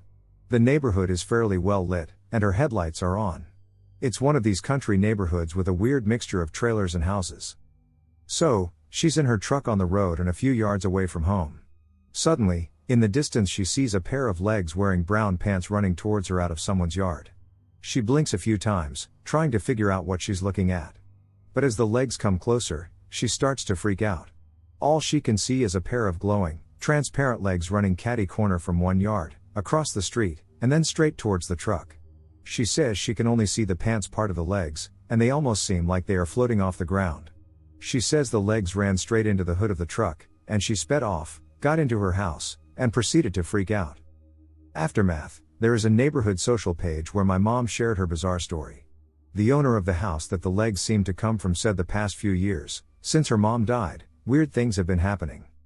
The woman said that 8 years ago her mother died, and on that same day she met her now husband. She said that her mother's last words were, "Who will take care of Sally? She's Sally." She said since she's moved into the house, a lot of weird things have happened. That every time they need something, it shows up even though they know they didn't buy it. Things like coffee filters, weed eater string, etc. She also says a lot of very bizarre things happen that her husband has seen, and it's freaked him out so much, he won't tell her what he sees. One last thing about this story that is the weirdest. She says that a week ago they really needed a lawnmower, so they bought one off of one of those Facebook sale groups. When they tried to use it, it didn't work. They called the manufacturer to inquire about its warranty to discover the lawnmower was purchased under her dead mother's name and home address 2 years ago. Remember, her mom died 8 years ago. They were scared, so they called the guy they bought it from on Facebook, but he couldn't find the person he bought it from. What I think honestly, when my mom told me all this, it was very hard to wrap my brain around it. Even seeing a full body ghost might have been more understandable and believable than just seeing a pair of legs. I do believe my mom 100%, but the whole thing is so bizarre. I don't know if Sally's story is at all related to the legs my mom saw. I'd love to hear from anyone with a similar experience or more info on ghosts with just a pair of legs/pants. So I used to hang out with some preachers' daughters when I was younger. One day I asked the preacher, as a man of God, have you ever seen anything that really made you absolutely sure? And then I kind of gave him a knowing look and hoped for the best, and this is what he told me. When he was a young man just starting in seminary, he was visiting home and hanging out with some of his buddies. They had been driving around drinking and enjoying each other's company and decided to stop and stretch their legs, so they pulled over next to an old cemetery. No gates or signs, just an unmarked collection of gravestones out in the middle of Mississippi, barely a drive to pull into, not exactly kept up but not wholly reclaimed by nature. So they are walking around joking and such, and one of his friends starts talking about miracles and whatnot and picks up a stick. His buddy points this stick up in the air and shouts, "By the power of Christ, I command you to answer me," as loud as he could. The preacher said out of a clear blue sky he heard the loudest boom he'd ever heard, even until that day. It was like the loudest car crash you've ever heard times 10. No clouds, no lightning, no rain, he said it definitely came from above them. Then he reported that the ground in front of the grave markers began to tremble and crack, as if a force was pushing it upwards from below. He said that he and his buddies all noticed it at the same time because they had dropped immediately when the boom happened, and they could feel the earth move. They all jumped up as one and ran back to the truck and sped off. None of them ever went back, and none of them ever talked about what happened. I don't know if that old preacher was messing with me or not, but this was easily the longest conversation we'd had, and we left for Sunday morning church immediately after. He looked as serious as if he was delivering a sermon the whole time. The guy was quick enough to smile or laugh, but he didn't really joke or mess with people, he was really kind of stoic. Anyway, just a really weird story an old preacher man told me once. I just need to tell someone about this. I don't believe in this stuff. Although I don't believe in this stuff, I feel compelled to share what I witnessed, as I don't have anyone in my personal life to confide in. Last night I was putting my 1-year-old daughter to bed, rocking her in her room in the dark. The door to her room was opened by about half an inch, with a small amount of light coming in from rooms down the hall. From my peripheral vision I saw a change in the light and looked at the crack in the doorway to see something blocking the light partway up that definitely wasn't there before. It appeared as though someone was positioned approximately a foot away from the door, peering in. I hadn't heard my wife come up the stairs and was immediately on high alert. I leaned side to side to try and get a picture of how wide the object was and if maybe it was just a trick of the light. I pretty quickly determined it wasn't a mistake and that it was about person width and between 5 feet 3 inches and 5 feet 6 inches tall. I did something that seemed silly, but it was the only thing I could think of. I tensed up, put my weight toward my front foot, and started to growl and bare my teeth like a chimp. The obstruction remained stationary, yet I found myself imprisoned within it. My daughter picked up on how tense I was and started to cry. As she did, I put her in her crib while keeping my eyes on the door and watched as the object moved right before my eyes out of the way to the left. I quickly went for the door and swung it open, still all tensed up ready to fight, but there was nothing and nobody there. I picked the baby back up because she was still crying, and I heard as my wife walked up the stairs to help put the baby to sleep. I didn't tell her because she is a big believer in the paranormal and would have absolutely freaked out and probably would have taken the baby and stayed at her parents' house. She's had previous experiences of questionable veracity in our house that have made her nervous, but this might have put her over the edge. That same reason is why I still can't tell her about it or her parents, since her mother is just as superstitious. But I needed to just get it off my chest since I woke again. I don't believe in the paranormal, it was really ducking weird. And in 4 there's someone living in your house. There's not, it's a small townhouse, way too confined for anyone to hide anywhere. The attic entrance also has no ladder, while the attic is windowless, so nobody is getting in and out of there. I have an insane paranormal story I've held on to for over 30 years, and it has many, many witnesses. I am a very normal, simple 41-year-old guy with zero history of any mental illness apart from a little bit of anxiety. No bad medical history, drug use, etc. I drank in my teens and 20s when I would go out to bars and stuff but never had any bad habits or anything like that. Anyway, it started when I was 5 or 6, which would have been 1988 to 1989. I would see what I called the bloody man walking up and down the stairs in my house. I can't remember his face. Not sure if it's because I never looked at it or he didn't have one. I just remember it would never be the middle of the night, but more like bedtime, that this would always happen. He had a bandage on his head that was bloody and a hospital gown. I remember feeling that I knew this wasn't right, but I wasn't scared. I don't know if I wasn't scared because I was told not to be or because I was too young to know to be. Anyway, this person I would come to learn later in life, was my uncle. He had been beaten in the head with a baseball bat, came home, his brain swelled in his sleep, and was taken to the hospital by the family in the morning, where he died several days later. This was August of 1982. I was born in December of 1983. There's much more to the story, both his life and the night itself, but I'll hold off on that for now. I saw the bloody man somewhere in the range of 15 to maybe 30 times. Then my mom and I moved out of there to get our own place. This was my grandfather's house, and I was gone for 5 years. Around 12 or 13 years old, I moved back to that house. While I never saw the bloody man again, it was far from the last paranormal encounter I would have in that house. After being back for around 5 to 6 months or so, one day I was showing my little sister how to play a Sonic the Hedgehog game. As I continued to explain the game to her, a female voice clearly called out her name. My sister instantly got up and went to the door and said, "Ya, Ma?" And I was frozen solid in fear. This was for 2 reasons. The first reason was that I knew for a fact that the voice calling my sister's name did not belong to my mom, it belonged to my grandmother, who had been dead for 10 years. The second thing I realized, which my little sister didn't seem to understand, was that the voice had not come from downstairs. It came from right at our feet by the foot of the bed. I just sat there frozen in fear while my sister yelled for my mom, who, of course, said she had been washing dishes and never called her. My sister then sulked while walking back to the bed. "What's the matter?" I asked her. She said, "I hate those stupid stairs. The bloody man is scary."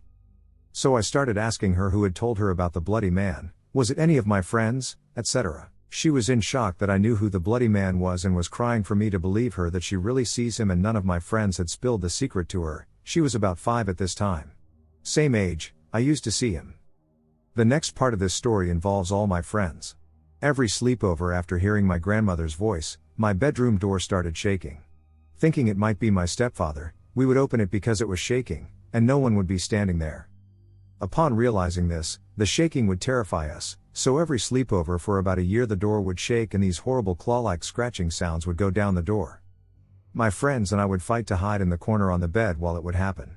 So, if you're keeping count, that's me and my sister, who both saw the bloody man and heard the female voice, and 3 of my friends who witnessed the shaking and clawing at the door.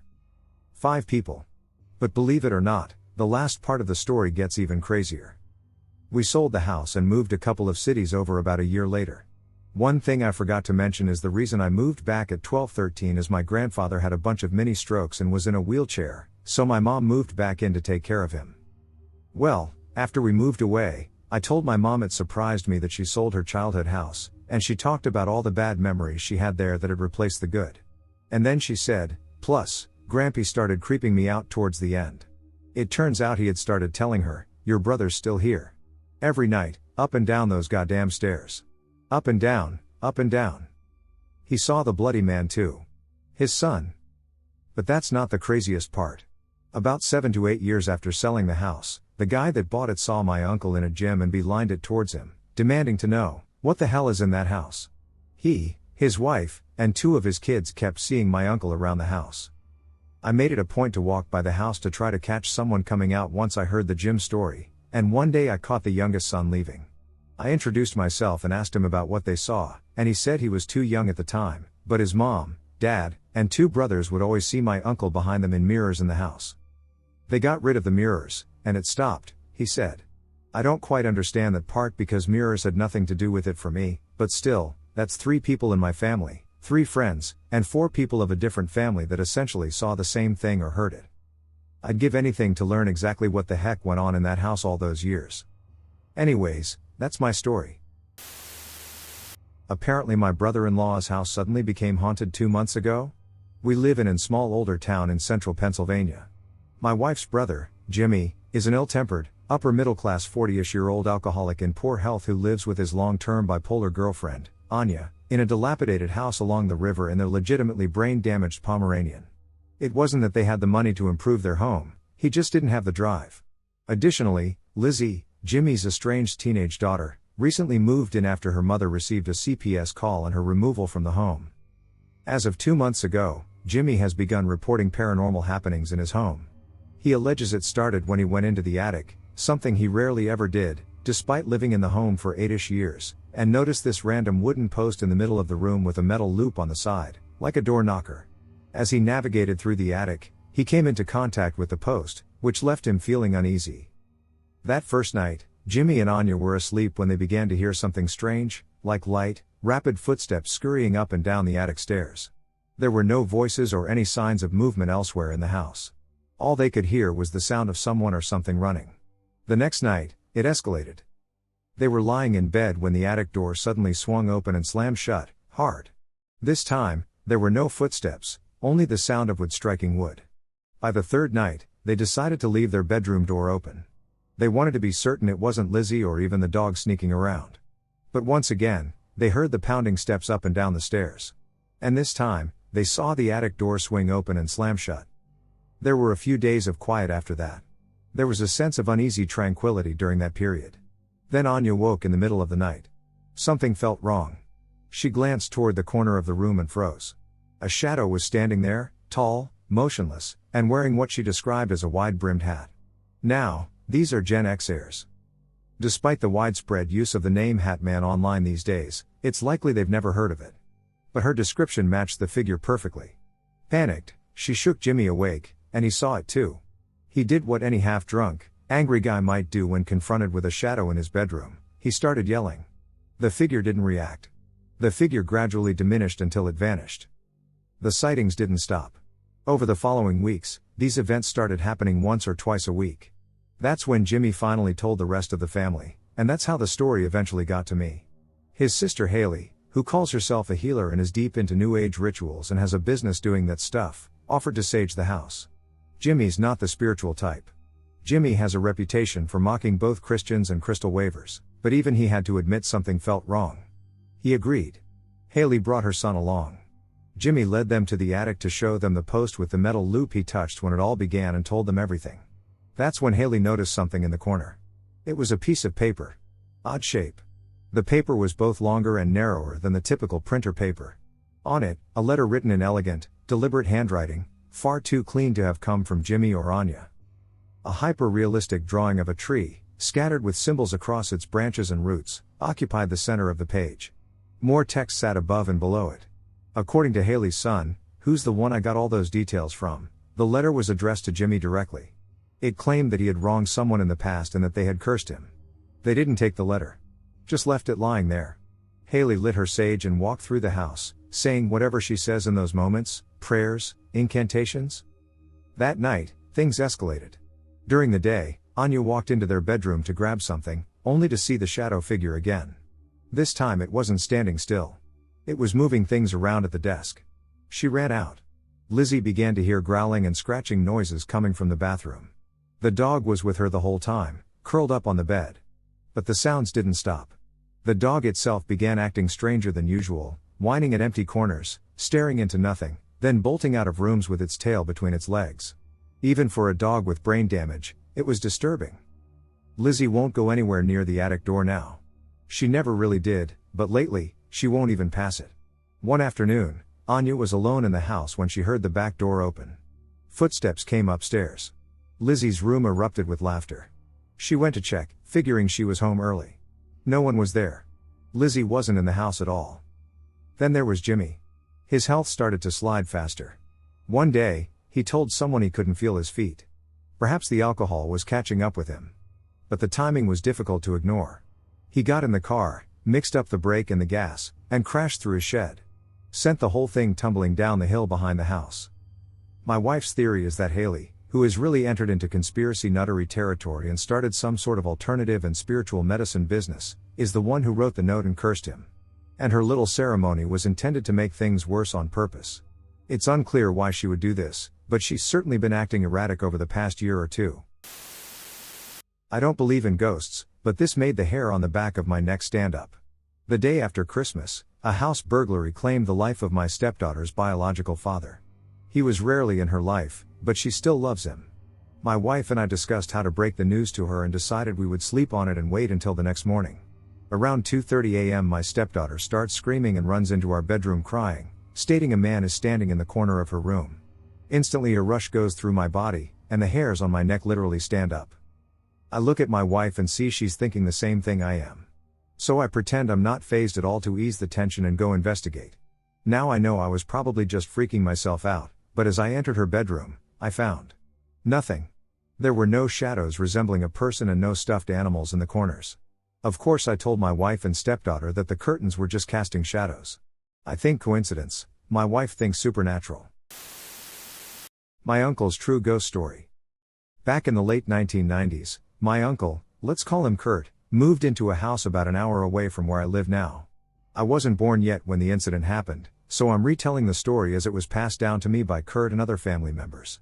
At the time, Kurt had just moved in with his girlfriend, Melissa, and his young son, Joseph, who was from a previous marriage. Joseph was around 3 or 4 years old when the strange things began. One day, while playing quietly in his bedroom, he started having conversations with someone who wasn't there. Curious, Kurt asked, "Who are you talking to?" Joseph simply replied, "The man." At first, they brushed it off as nothing more than childhood imagination, but Joseph continued speaking to the man regularly. He even began sharing his toys with him, placing them carefully on the floor as if offering them to someone unseen. Strangely, the man seemed especially interested in toy airplanes and G.I. Joe figures. Soon after, Kurt and Melissa began experiencing disturbing events nearly every night. They would usually fall asleep watching TV in their bedroom, making sure to turn off both the TV and the lights before bed. But often, Kurt would wake up for no reason in the middle of the night and find both the old TV and the light turned back on. Now, this wasn't a remote-controlled TV, it was one of those old boxy models with physical buttons you had to press. The light was connected to a push-button dimmer switch, not the kind you could accidentally bump or switch on remotely. There was no logical explanation. On more than one occasion, the TV turned onto a screen full of static, then flickered briefly to an image of a blurry airplane, hovering on screen just long enough to send chills down their spines before cutting back to static. Even creepier were the footsteps. Almost every night, they'd hear slow, deliberate pacing just outside their bedroom. The house layout made the situation even stranger. Their bedroom was on one end of the hallway, and the kitchen was on the other. In the kitchen, they had a coffee maker with a small red power light that stayed on when plugged in. On certain nights, they noticed that the red glow would dim and brighten, as if someone was passing in front of it, momentarily blocking the light. But when they checked, the hallway and kitchen were always empty. Melissa awoke suddenly one night, feeling a cold breath against the back of her neck. When she turned, the room was empty, but the cold sensation lingered. Kurt once tried recording audio late at night in hopes of capturing something. When he played it back, he heard a faint whisper, "Stay safe." The recording took place when he was alone. Growing increasingly uneasy, they finally brought in a priest to bless the house with holy water. After the blessing, things calmed down, for a while. Years later, in the late 2000s, Kurt and Melissa bought a new house, this time about 4 hours away. By 2011, they had a daughter named Lizzie. Joseph was no longer living at home at that point, he had been going through personal struggles and was away for a while. When Lizzie was around 1 or 2 years old, she began doing something eerily familiar. She would often stare into empty corners of the room and smile, sometimes giggling or waving. She especially seemed to focus on framed photos of Kurt's late father, her grandfather, who had passed away in the early 1990s, long before she was born. One day, she looked at his picture and said, "Hi, Grandpa," before skipping away. Eventually, she stopped doing this as she got older, and things remained quiet, until around mid-2019. Kurt was using the basement bathroom when he suddenly felt a strange presence. As he looked at the mirror that hung on the back of the bathroom door, he saw a shadowy figure standing there looking at him, its form barely visible in the reflection. It stood motionless for a few seconds, then vanished. Though startled, Kurt didn't feel threatened. He told me he felt like someone was just watching, not with malice, but with familiarity. The odd time when I go visit them, I usually stay the night in the guest room, which is also in the basement. I always feel like someone is watching me when I'm in the basement. It doesn't matter which room I go into, I always have that feeling. A few months ago, while organizing boxes in the basement, Kurt opened a long sealed closet and found something chilling, his father's old pilot uniform, neatly hanging inside. No one had touched it in years. No one even remembered putting it there. Kurt once told me his dad had been a pilot, and while we're not sure if he served in World War II, it's very possible. Kurt was born in the 1960s, and the timeline fits. What makes it unique? The spirit, if that's what it is, has never harmed anyone. It hasn't tried to scare or chase people, only to appear, to be seen, and maybe to watch over the family. That's why I believe it might be his father. It appears to be a silent guardian, keeping watch from a distance. If I hear anything else, I'll update this post. Part 2, My Experience. In the summer of 2019, just a few months after I first shared about my family's strange experiences, I ended up moving in with my Aunt Melissa and Uncle Kurt for a while. I was dealing with some personal issues and wanted a fresh start in a quieter town. They generously offered me a place to stay, which I gratefully accepted, with the hope that the change would aid in my recovery. Their daughter Lizzie, who was now 8 years old, had grown into a bright, energetic kid. We got along well, and she often invited me to hang out and play Xbox with her in the basement rec room. It was a cozy space, but beneath that warmth lingered a subtle tension, an echo of the unease I'd felt on past visits. Since there were no extra rooms upstairs, the guest bedroom in the basement became mine. It was the same room I'd stayed in before during my visits, the same one that always left me feeling unsettled. Almost immediately, the feeling of surveillance and loneliness returned. But compared to another part of the basement, that bedroom almost felt safe. Tucked away just off the rec room was a small, low-ceilinged space barely 4 feet high, the firewood room. The wood stove continued to heat the house, and I frequently fetched logs for Kurt when necessary. But I hated going in there. The moment I stepped inside, it felt like something was watching me, always from the same dark corner at the back of the room. It was a more focused dread, heavier and more deliberate than anything I felt elsewhere in the house. The door to the firewood room had a large window built into it, which struck me as an odd choice. Late at night, when I'd get up to use the bathroom, I'd sometimes glance toward that window and feel my stomach drop. I'd see movement inside. Once or twice, I even saw what looked like a pair of faintly glowing eyes peering back at me from the darkness. Blinking would cause them to disappear. At other times, I only saw a flicker, as if someone were darting past just out of view. Occasionally, I'd also hear noises coming from that room. I heard things like shuffling, faint taps, and even my name being whispered. I never told Melissa or Kurt what I was experiencing. I didn't mean to sound ungrateful or stir up any old fears they might have put behind them. But something about that room was wrong. The guest room might have made me uncomfortable, but the firewood room made me afraid. And whatever was in there. I don't believe that whatever was in there ever wanted to leave. I'm a reformed non-believer. I was always most bothered by movies related to hauntings. I didn't watch scary movies and barely listened to ghost stories. That isn't to imply that I didn't want to believe, I had a sense that spirits did exist. We are trained from a young age to disregard certain things. Like, for example, the existence of ghosts. We then train ourselves to ignore things, to ignore signs that are actually there. My mom passed away in 2017. We had an extremely sad story and, as a result, a very difficult relationship. When she passed away, we didn't speak, leaving a lot of things unsaid. Through time, therapy, and a lot of work, I began to remember many things about my childhood. Once memories were unlocked, I began to notice signs around me. A whiff of her perfume out of nowhere, seeing movement out of the corner of my eye. An odd cloud of mist that appeared out of nowhere floated above my flower bed, then up my front porch steps, around to my front door, and then dissipated into nothingness. The for sure, absolutely no going back moment happened when I was driving in the car. A soft touch to my shoulder, just like my youngest son always does when we're riding together. I reflexively and simultaneously touched my shoulder, smiled, and looked in the rearview mirror, expecting a tiny hand and smiling face. But nobody was there because I was driving home from work. I couldn't feel the hand anymore, but I still felt the presence there with me. I never got to say goodbye or tell her all the things a little girl needed to say to her mom. But I know that she's here sometimes, and I know she knows how much I love and need her. A night stalker I can't escape. I don't even know where to begin, but my roommate and I are being haunted. It all started when we first moved into our apartment. I was doing laundry and at this point had done multiple loads since moving in. While I was pulling the laundry out of the washer, I heard a clink at the bottom. At the bottom was a small pendant of the Virgin Mary. Neither I nor my roommate had ever seen it. I set it aside and didn't think much of it. Soon after, though, we would hear the dryer door pop and slowly open. It creeped us out, but we didn't think much of it and blamed it on a faulty door. This continued on many more times. As time went on, even the washer would turn on and begin to fill on its own. A month or so later, after moving in, the TV in the living room would turn off and on randomly. Then one night, closing my eyes to go to sleep, my TV turned on. After being annoyed, I yelled, "If you think this is funny, do it again." I hadn't even finished the sentence before the TV turned back on. Right after it, there was a bang on the wall. The wall is shared with a spare bedroom we have that is not currently occupied. The coincidence of it all had me very creeped out, but I convinced myself that the neighbors must have a similar TV that was interfering.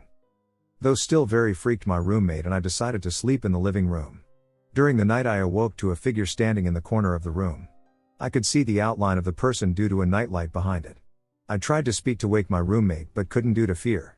She, all of a sudden, jumped up and ran over to the nightlight in anger, ripping it out and complaining it was too bright. I was in dismay as I was trying to tell her, "Don't," because the shadow figure was standing over there. This next story is from my roommate. She occupies the master bedroom in the apartment, which includes a private bathroom. It was late at night, and she was in bed reading and cuddling with her cat. She had even sent me a Snapchat of the two of them cuddling. She decided to call it a night and had gotten up to use the bathroom before going to bed. While in the bathroom, she heard her bedroom door begin to shake. She was freaked out that someone was trying to break in and grabbed a bat. To open her door, she had to first move a box fan and then unlock the door. When she finally opened it, she found her cat on the other side. There was no clear explanation for how she ended up outside. As time went on, things got scarier as the knocks began happening every night along with the sound of something being thrown at my door. We later began finding mysterious wine corks outside my door, which explained the noise but not how they got there. One night I came home late from a friend's house. I thought I was home alone because my roommate's keys weren't hanging up by the door and her room was silent with no fan on, like I said before she normally has on. I had just turned the lights off and was lying in bed when, in the spare room, I could hear what sounded like the pump for the air mattress had turned on. It was extremely loud, and I could hear footsteps in the hallways outside my door. Next, through the crack of my door, I could see a bright light shining back and forth as if there was a flashlight or someone had the light on their phone on. My first thought was someone again had broken in, and I had my phone ready to call 911. I heard the person exhale deeply, and then everything went quiet. I finally got brave enough to open the door and was opening the door to the spare room when I saw the TV in the living room turn on. It begins to loudly play a creepy soundtrack with no actual video. I run and quickly rip the plug out of the wall. The next day, I noticed on streaming that the first thing to pop up was Unsolved Mysteries. The music was very similar to what I heard the night before. Even weirder, the show skipped to episode 3, which was called House of Terror. The next evening we decide to be brave and sleep in the spare room to experience what was happening in there. Again the mysterious knocking was heard from the same wall that I heard from my room. While lying in the dark in the living room, we begin to hear the same creepy music heard the night before. We go out to look, and nothing seems to be turned on. So we begin to go back to sleep when we hear in the living room again the voice of a little girl. My roommate and I both looked at each other in disbelief of what we heard. There was a moment of silence between the girl talking, but again we started to hear her talk. It sounded like she was coming from a speaker because she was echoing. There were no other voices but her own. At the end we finally could understand what she was saying, and she, I kid you not, said, "Are you afraid of the dark?" We both froze with complete fear. At this point we have tried saging the apartment many times, but it never seemed to help, just making it come back worse. One evening the knocking kept happening in my room, and my anxiety kept rising, so I decided to bring the air mattress into my roommate's room. Again, I was about to fall asleep when I felt something hit me. Freaked out because it was big, I soon realized it was one of my roommate's hair ties. What creeped me out the most was that I could tell it was dropped straight above me, which was impossible. After I calmed down and was finally relaxing, I felt a hard tug on my foot as if something was trying to yank me out of bed. It was at this point I felt a new level of horror. This could throw things and grab me. What else was it capable of? The next day I focused a lot on my Christian religion and prayed a lot to God for protection and for guardian angels. I placed a crucifix above my door in hopes of extra protection. That night my roommate decided to camp in my room to experience what I had been going through. As normal, almost like a nightly routine, the sound of something being thrown at my door happened with nothing outside to explain it. Before falling asleep that night, we searched my room to make sure there were no hair ties to be found in my room. While lying there again, I felt something hit my back along with the sheets. It was loud enough for both of us to hear it. I couldn't believe it. Again, it was a hair tie. I was frozen in complete shock. I thought I was going crazy.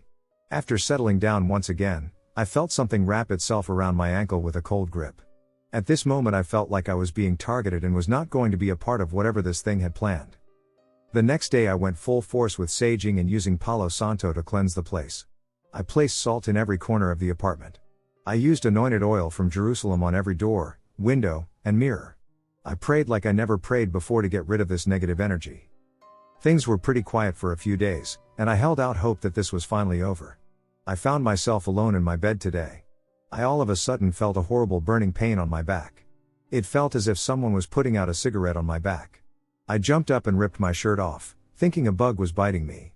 I ran into the bathroom and couldn't see anything until 3 scratch marks started to appear. I couldn't believe what I was seeing. I feel as if I'm being stalked by something I can't see. I am helpless and don't know what to do at this point. I am open to any help I can find. Help me, I'm haunted. My ghost story is a person who doesn't believe in ghosts. So when I was younger, about 16 at that time, 2016, I had an encounter at the place we used to live. Now let me be clear, I don't believe in ghosts, and my family is very down to earth as well. That being said, all of us have witnessed something at some point that made the hairs on the back of our neck stand up in that house. Usually we would talk about it and come up with a reasonable explanation as to what happened. Must have been a shadow cast by a passing car, etc. However, there is one experience that I cannot explain to this day and absolutely freaks me the F out. To the point where I caught myself gaslighting myself for the longest time, as years after the experience I was fully convinced it must have been a spooky fever dream. I also deal with sleep paralysis. Until I talked about it again with my dad a month ago, he confirmed it absolutely did happen. So the story is as follows. I and my family are having dinner sitting at the dining table, where I have a pretty good view of the door we use to enter our house. This area is fitted with a motion sensor that lights up the area whenever movement is detected. The signal has to be strong, as our cat couldn't set it off.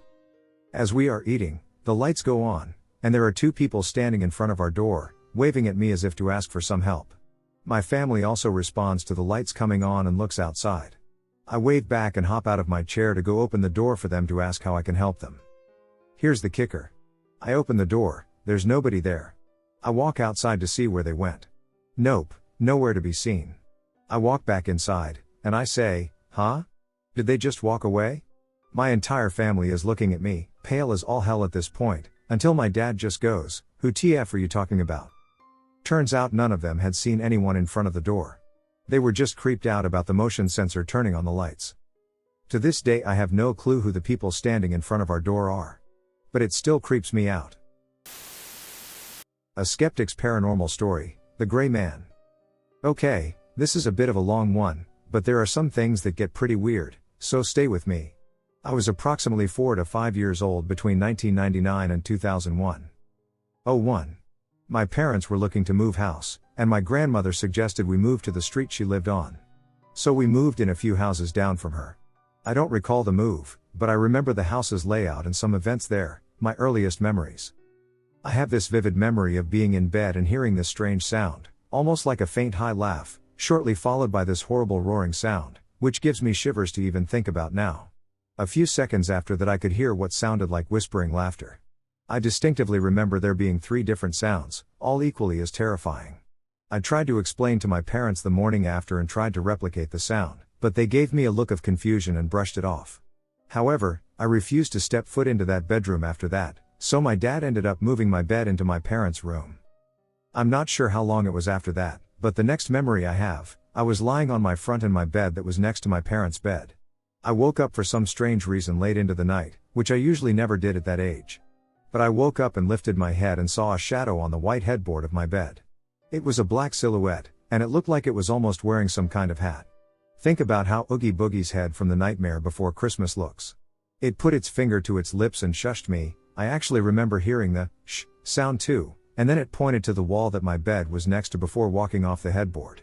I instantly jumped out of my bed and tried to run to my parents' bed, which was maybe a meter away, but before I even got out of bed properly, they sort of hushed me and said, "It's okay, just go to sleep," as if they knew I was awake already.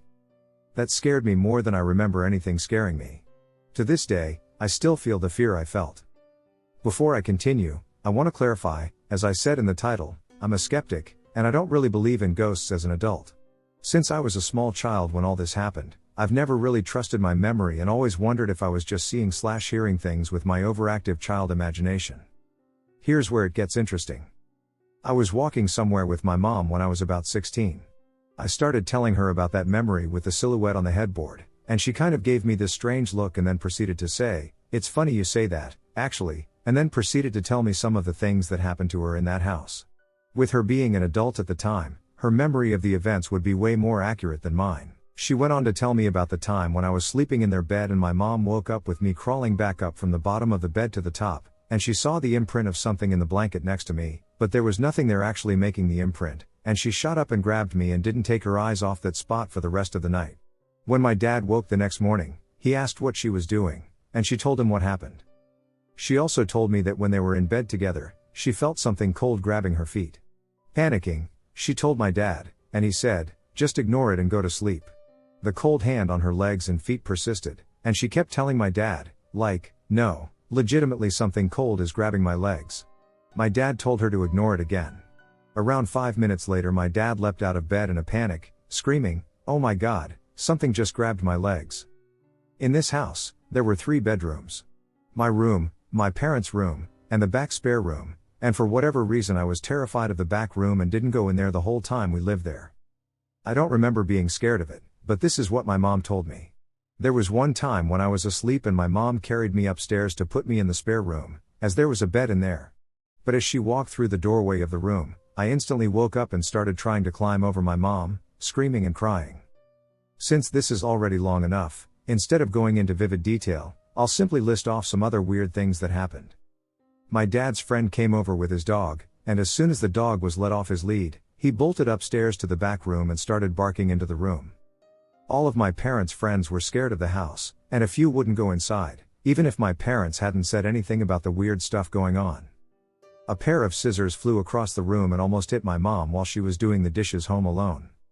The real kicker though is the fact that my mom went to the post office to pick some stuff up, and the lady who worked there looked at her address and asked her in a concerned tone, "I noticed you live at, house address, don't suppose you've noticed anything strange happen in there?" The final straw was basically my parents had been woken up by something through the night, and so they went to go make a cup of tea downstairs and left me in their room asleep. My mom heard an ear-piercing scream coming from her room, which was obviously me, so she sprinted from the kitchen to the top of the stairs in about 5 steps. When she reached her room, she burst the door open and asked what was wrong. I was sitting there whimpering and said to her, "You've just missed him. The gray man just jumped out of the wall." I don't actually remember this happening, but this is what she told me. It was at that moment she grabbed my stuff and took me to stay at my grandparents' house until they found a new place to live. While I only remember a few things that happened there, it really affected me for years after. I was afraid of shadows until I was about 10 and afraid of being alone in the dark until I was about 13. As an adult, I think about this every so often and rationalize it in reasonable ways, as I don't really believe in ghosts. But this is still a story that gives me shivers. When I was a kid, I was fascinated by the paranormal and honestly wished it was real. But when my dad was sick and I found out he was terminal, I made him promise that if he could, he would visit in any way possible. I never got a sign, that I know of, from him. I became a skeptic but was still kind of hopeful. In an apartment I had in college, I started having weird dreams, the details of which were confirmed by the owner.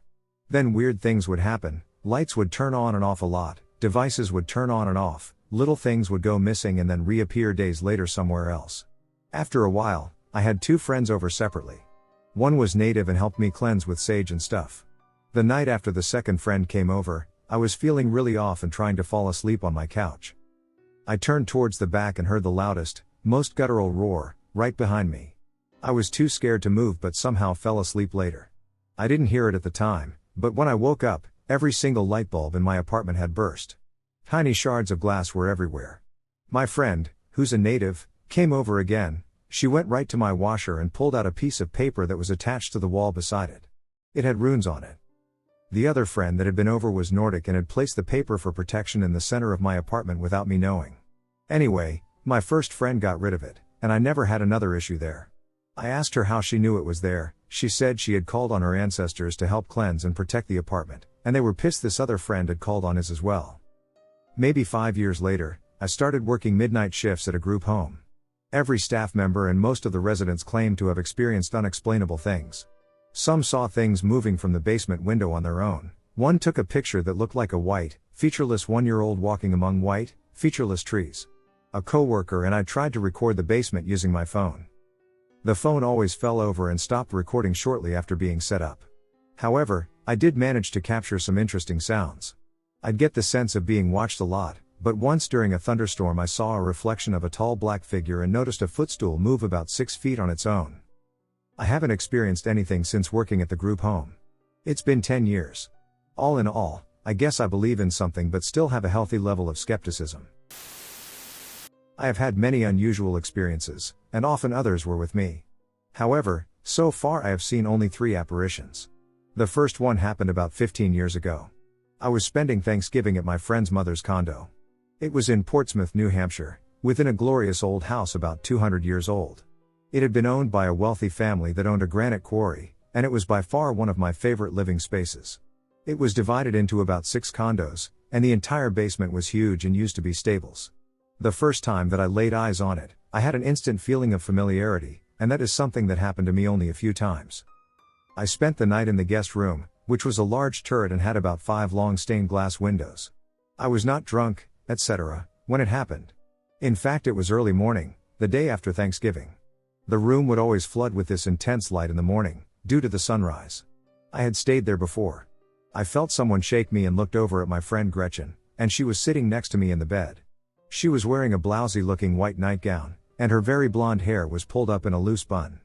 Because it was so bright, I was squinting at her, and I had the sense she was smiling. I asked what she wanted and was kind of annoyed because she asked me if I wanted coffee. I actually said, "WTF, get out of here," and turned over and went back to sleep. A few hours later, I got up, and Gretchen and her mom were having coffee on the porch. The scent of it had woken me up. As I was preparing myself a cup, I asked her why in God's name she had tried to wake me up so early and how long the two of them had been up. They stared at me in confusion and told me that they just woke up themselves about 10 minutes ago. I was aghast and thought it was a trick. They swore up and down it was true, and the mom was an old Yankee lawyer type. Pretty straight. Gretchen even showed me her luggage, and she had no such outfit. The second time was about 3 years ago, in Providence on Federal Hill. The traffic was slow because of tourists, so my BF and I were in the truck waiting. I glanced over at this white house towards the end of the street near the Pineapple and saw these 2 guys standing out front. I had my glasses on, and they were not far from the street anyway. I glanced back because they looked odd. They were wearing 70s or maybe early 80s black leather jackets and had a sort of 70s hairstyle. One guy was husky and had blonde gray hair, and the other guy was skinny, short, and sort of weaselly looking with dark hair. They were just standing there looking pale and staring blankly ahead. I knew immediately that they were dead. Someone honked behind us, my boyfriend yelled, and I looked away and then back, and they were gone. As a green first responder with almost no experience under my belt on the West Coast, my first year was rough. That was the year of the most DOAs I've experienced in my lifetime. I think we had 17 in 3 months in my little town. Mostly fentanyl, but not all. We get called in for a down woman in her 30s. Get there, and her girlfriend is outside, acting super weird. I, my partner, who was afraid of no one and nothing, and a police officer go looking for the girl and can't find her. Walk up into the attic, and she's there at eye level, staring at us with black eyes. When I say black eyes, think of the black-eyed children lore. No whites, just black. I later Googled it and found it's a very rare result of injury. The cop ran away before we could even move. The police ruled it a suicide. It was very obviously not a suicide for reasons I can't put here, literally impossible to be. However, our local police officers displayed a notable lack of diligence. I started having some of the most vivid dreams of my life. She would show up at the side of the bed, telling me it wasn't a suicide, and she would strangle me. I would wake up choking and gasping. I wrote it off fully as PTSD and tried to ignore it. It was happening every 2 to 3 nights. Fast forward a month or so, I got a little tipsy and crashed at my girlfriend's house to avoid driving intoxicated. There were no dreams that night. No dreams after that. And then she calls me, very upset. She tells me she's dreaming of a woman with black eyes and piercings, describing them, standing over the bed and choking her. Describes this poor girl perfectly. I never told her any of that and was promptly horrified. My spiritual friend did a few things, and it got better, but only when I invited her back to my home. It stopped around Easter. A few days after, My firefighters were chatting and asked if I had heard about the girl who died. They tell me they went on my patient's girlfriend and found her in her home with a note admitting she ended the other girl. The decomposition was way beyond what it should have been, and they didn't know the cause of death. I had one more dream. She just stood there that time and seemed at peace. There was no more choking, and she appeared almost relieved. I cannot explain any of this, but there is no way my girlfriend could have known about her or her description. I felt like she latched on just because I was empathetic and there in those moments.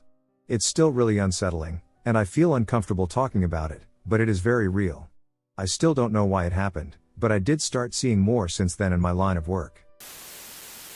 Haunted farmhouse. My great-grandfather, great-grandmother, their 4 kids, and their dog moved into this old farmhouse in rural central Illinois. I never personally encountered the farmhouse, as all this occurred in the late 70s, very early 80s. Here are the real terrifying encounters my family members had in this house.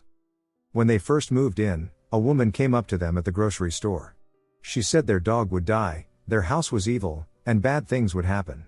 It sounded like something out of the Amityville horror. They brushed it off as though she were trying to scare them because she wanted the house, etc. Note, my great-grandma had a previous husband whom she had 5 of her 6 kids with. Only 4 of the kids ever lived in the farmhouse. My grandma, my great-grandma's daughter and 4th kid, was the result of an affair with the great-grandpa who is in this story. That's a whole different story, but the bloodline thing is crucial to this story. After the lady told them everything that would happen, every single prediction came true. They honestly thought she was a witch who cursed them because of how accurate she was about what would happen. Shortly after they relocated, a car struck and hurt their dog. Thereafter, my great-grandpa turned mean. So mean that all the kids hated him, even some of the adults. He went full dad from Amityville horror, besides the trying to kill his family thing. That they know of, my grandma wouldn't leave that house. It's as if it had a gravitational pull on her. They believed that the house possessed both my great-grandpa and my grandma. My Aunt Carrie, the youngest child, swears up and down that she saw Dracula in that house. To elaborate, all the adults were playing cards downstairs. My aunt was younger at the time and was playing near the hallway. When she looked up, she saw what she describes as Dracula looking back at her. She was hysterical.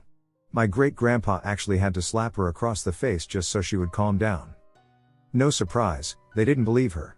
Another incident is when my great-grandpa yelled for all the kids to come downstairs. I guess there was a door that led to the second-floor stairs that you entered and exited out of. The kids couldn't find the door. It disappeared. My great-grandpa was getting impatient and was yelling at them. He couldn't hear them at all. They said they were on the other side, shouting that they couldn't find the door.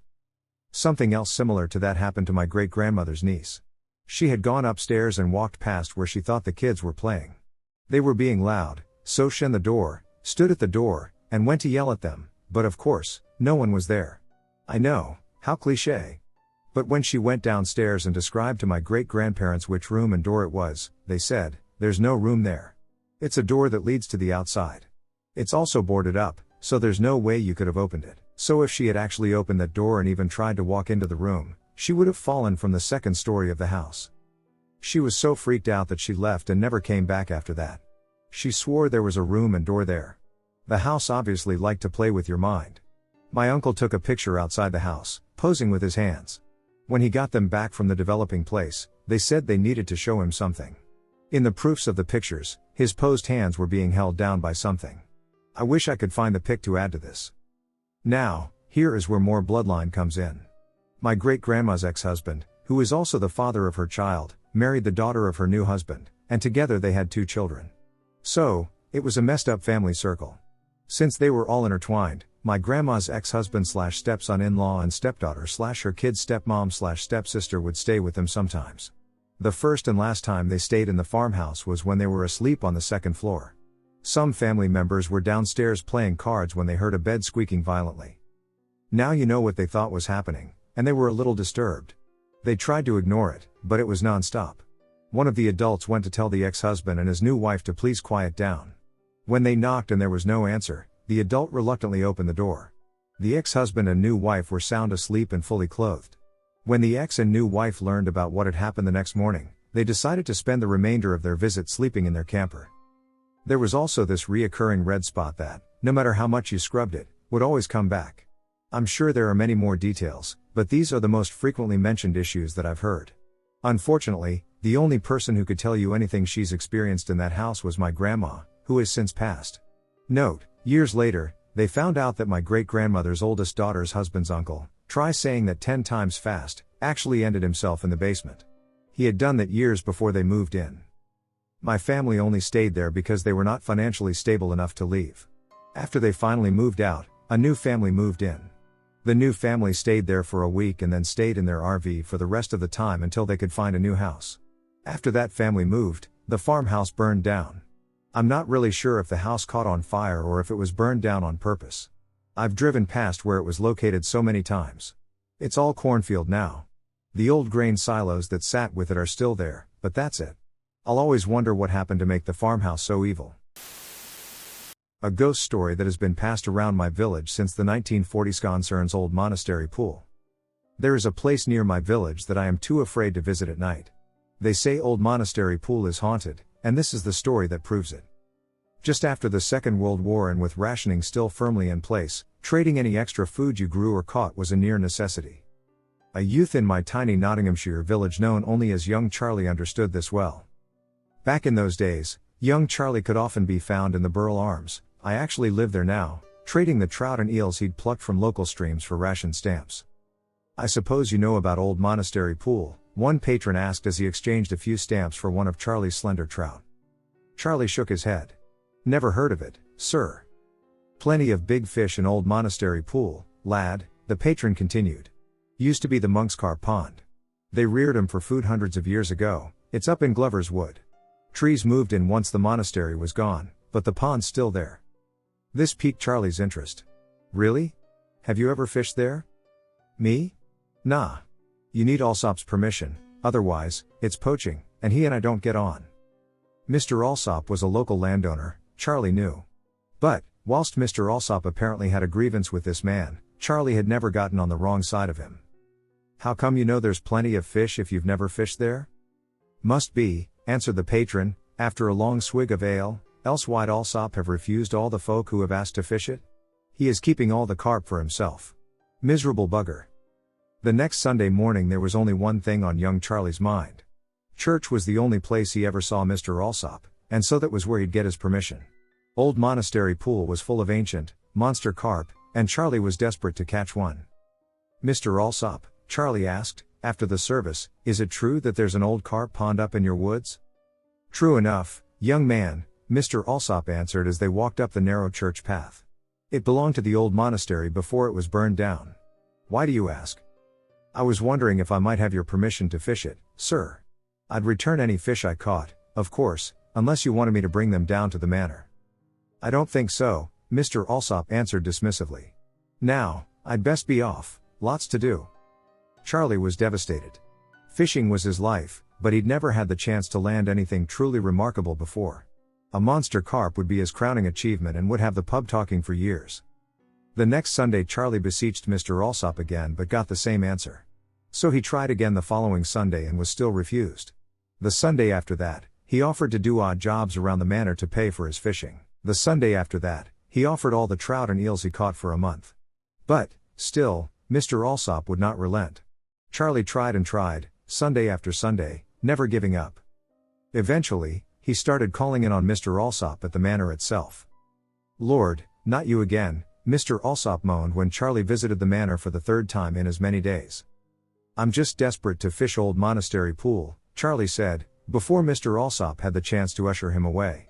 Please, just say yes, and I'll stop coming here. I'll never ask anything of you again, I promise. The answer is no. I've told. Why won't you let me? Charlie exclaimed. Why are you being such a grouch? Because of the abbot, Mr. Alsop barked back. When he refused starving villagers carp after a failed harvest, they strangled him and burned down the monastery to try and cover up the murder. I'm not concerned about some dead old abbot, Charlie interrupted. I just want one chance to fish the pond. Please, Mr. Alsop, please. Fine, Mr. Alsop answered, throwing his hands in the air, but don't come crying to me when. But Charlie didn't hear the end of what Mr. Alsop had to say because he was already running back towards his house. As soon as he had his fishing tackle, young Charlie raced across the local fields towards Glover's Wood. What he found in the dying light disappointed him. The pond was easy enough to find, but it was clogged with pond weed and full of dead branches. Only a few patches of clear water remained, and Charlie thought he could see through them right to the bottom. It seemed that the water was only a few inches deep, hardly the sort of place that might harbor a monster fish. But he had come this far. Charlie chucked out a little stick float and worm, hoping that there might still be a few minnows around, maybe even an eel or two. Almost as soon as his float stood straight in the water, it was yanked under with all the ferocity of a colossal pike strike. Charlie's line snapped instantly, but he didn't care. There was obviously something huge lurking in the pond. Maybe there was deeper water below the weed after all, the perfect hiding place for the giant carp he'd hoped would be there all along. Charlie wound in his loose line, sank back against a tree, reached into his basket, and began switching to his most robust tackle. But, in his eagerness, he couldn't resist a glance back up at the pond. An old man, dressed in tattered, soot-stained robes, stood sinisterly among the trees on the opposite side of the bank. He said nothing. He just stared at Charlie through unforgiving, bloodshot eyes. Terrified, young Charlie shot up from where he was sitting and slammed his head straight into a low branch, knocking himself out. Night engulfed young Charlie when he came around. He remembered where he was and what had happened, and, his heart racing, sat straight to squint through the gloom. No sign of any old man, but, to his horror, the fishing tackle by his side was smashed to pieces. Young Charlie stood and ran without retrieving so much as a broken float. People in my hometown often recount the aforementioned story around campfires. Most of my local ponds are inhabited by mirror carp, and, apparently, they're all descended from carp the monks used to rear in their monastery pond hundreds of years ago. Local legend holds that a cruel abbot, after a failed harvest, refused fish to starving villagers, causing the monastery to burn down. In doing so, the abbot brought death and a terrible curse upon himself. Now he's doomed to patrol old monastery pool day and night, making sure no villagers try to take his precious fish. I have once visited old monastery pool in the daytime, and I can report that it is weedy, murky, and surrounded by twisted trees and thorny undergrowth. It is certainly an eerie, unsettling place. I don't mind admitting that I was too creeped out by the pool to stay for very long. On top of that, I've always been too scared to visit at night or to throw in a fishing line like young Charlie did. In fact, I don't know of anyone in the village who's ever fished the pond or been up there at night. I used to be a materialist atheist, but I had some experiences in January that forced me to reconsider what I thought was possible. I'll share the story here, but in short, paranormal phenomena are real, and you'll never believe it unless you have an experience personally. My mother and I shared a close bond. She and I were very close, and we often talked about the spirit world. Neither of us knew if anything exists beyond the physical world and had had no paranormal experiences before, but we loved talking about the idea. 6 months ago, I took her out to dinner, and we once again got to talking about life and death. She promised that when she died, she would reach out to me if that was something that was even possible, and we set up a secret code word only we knew. We promised we'd see a medium after one of us died and see if they get it right. This wasn't documented anywhere, it was a private conversation between two people in a car. Fast forward 4 months, and my dear mother suddenly died. She wasn't even sick. Here 1 second, gone the next. Obviously this has been a very difficult time for me and my family, and I've been assisting my father with settling her affairs. This whole time I'm looking out for some sign that she's still there. Nothing at all happened for well over a month. Until January. Around 6 p.m., I was playing video games upstairs, feeling normal, when I suddenly experienced a strange sensation, as if someone was watching me. Not in a scary way, to be clear. I just felt like someone was nearby. There was also a fuzzy feeling in my head and an overall feeling of being in an altered state somehow. I needed to get started on making dinner, so I headed downstairs, and my fiancée was down there reading a book. On my way to the kitchen, I say, I know this is going to sound crazy, but, do you feel like Mom is here with us right now? Before she can answer, I get this overwhelmingly positive feeling throughout my whole body. Shivers start on the back of my neck, and it's like some energy was flowing throughout my whole body. I later described it as a full-body panic attack, but replace all the negative feelings of a panic attack with good, positive ones. It was unlike anything I've ever experienced. It was truly unique in every aspect. This whole time, my feet are planted in one spot, and I'm locking eyes with my fiancée. I'm basically just saying, what the duck is this? And wow! Over and over. At one point I noticed my fiancée squint her eyes and cock her head, but I was a little too distracted to ask what was up. This sensation lasted for about 20 seconds before I began to cry pretty hard. I was crying for the loss of my mom but also from joy because, deep down, I felt that was my mom. Anyway, after I began to cry, my fiancée had me sit down on the couch, and she held me for a bit until I felt more normal. This is the part where I say that I'm a naturally skeptical person, maybe too much so, and that I definitely would have dismissed this whole experience as a psychological thing if it hadn't been for what my fiancée said to me next. She said that while this was happening, and we were locking eyes, for a brief moment she saw a woman's forehead directly behind me. She said she saw it, looked away, looked back, and it was still there before disappearing for good. What I found interesting is that my fiancée is the biggest scaredy cat about literally everything, and despite that, she said she wasn't frightened by what she saw. She felt a sense of calm and peace, as did I. I felt a slightly less powerful sensation the following day. I experienced the same sensation while I was gaming and minding my own business. I said in my mind, "Mom, if that's you, feel free to reach out." Suddenly, my dog runs into the room, gives me this really perplexed look, freezes, and then runs away down the stairs Scooby-Doo style. It was weird behavior for my dog, to be sure. To be honest, it kind of freaked me out. Not long after, I decided to honor my mother's wishes and track down a decent medium. It was a moment of uncertainty for me. I began to ask around online for advice on this. A medium reached out to me, and we conducted a phone session during which she revealed the information. Imagine something as weird and specific as Cherry Coke or Wonder Bar. She mentioned many specifics around my mother's death as well. Things she simply couldn't know. Everything she said was accurate, there was not a single inaccuracy. I understand your skepticism, skeptics, because I was in the same position just a few months ago. However, it's important to acknowledge that this woman reached out to me and declined payment for her services. We've since spoken again, and she refused any kind of compensation a second time. She's doing this to explore her own abilities and has a full-time job in something else entirely, is what she has told me. Understand that my default stance on mediums was that they are all full of shit, and I was well aware of cold reading and how it works. This woman was not doing that. In fact, I've actually since paid for a session from a different medium, and he was clearly applying cold reading techniques. It was completely different than the first medium. With the experience in my house coupled with my medium interaction, what conclusion am I left with other than that consciousness must persist in some way after death? Like I said, I can't prove this to anyone, but I assure you I'm not lying. The most fear I've ever felt in my life still makes me cry when I think about that feeling. Still looking for answers. Before I tell you what I and my girlfriend experienced, I want to add a little context.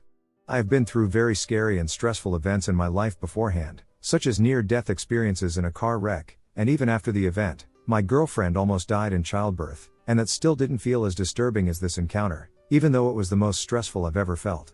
It has been burned into my mind ever since, and I cry and shake every time I tell the story.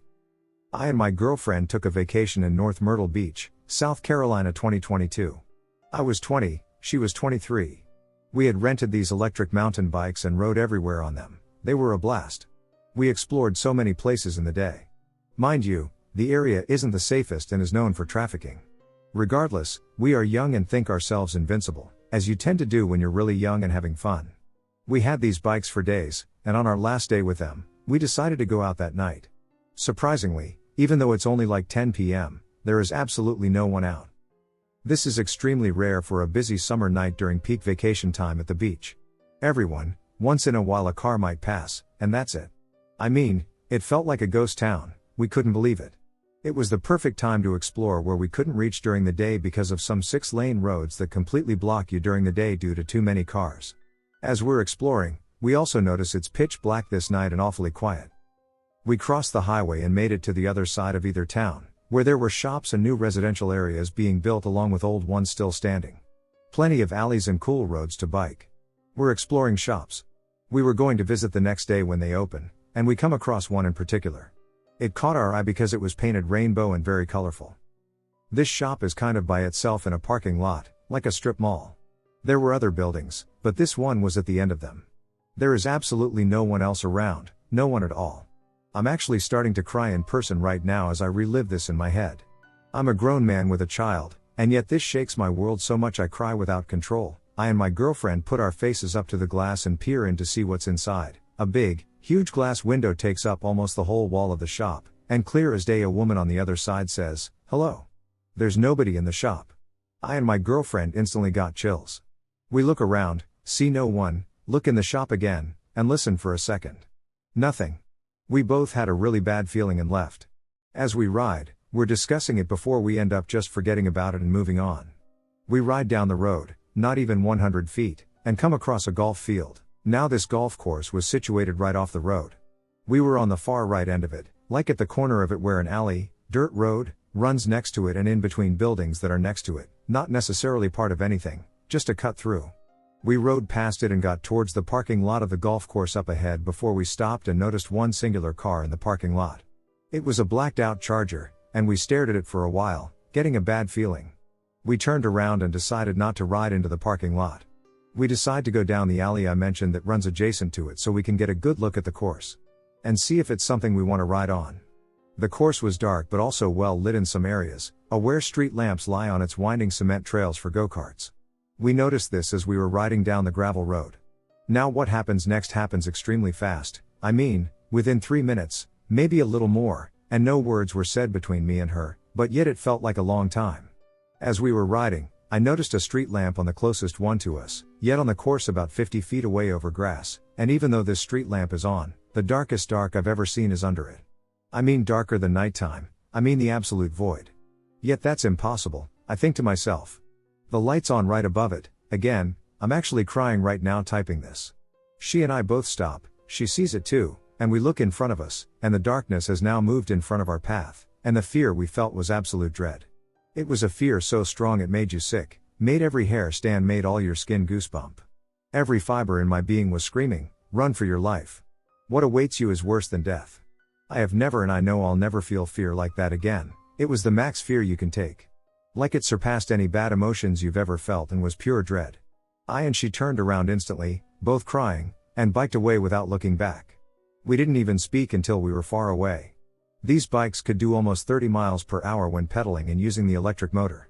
We peeled out and made it far away fast. We basically got out of sight of it far down the road.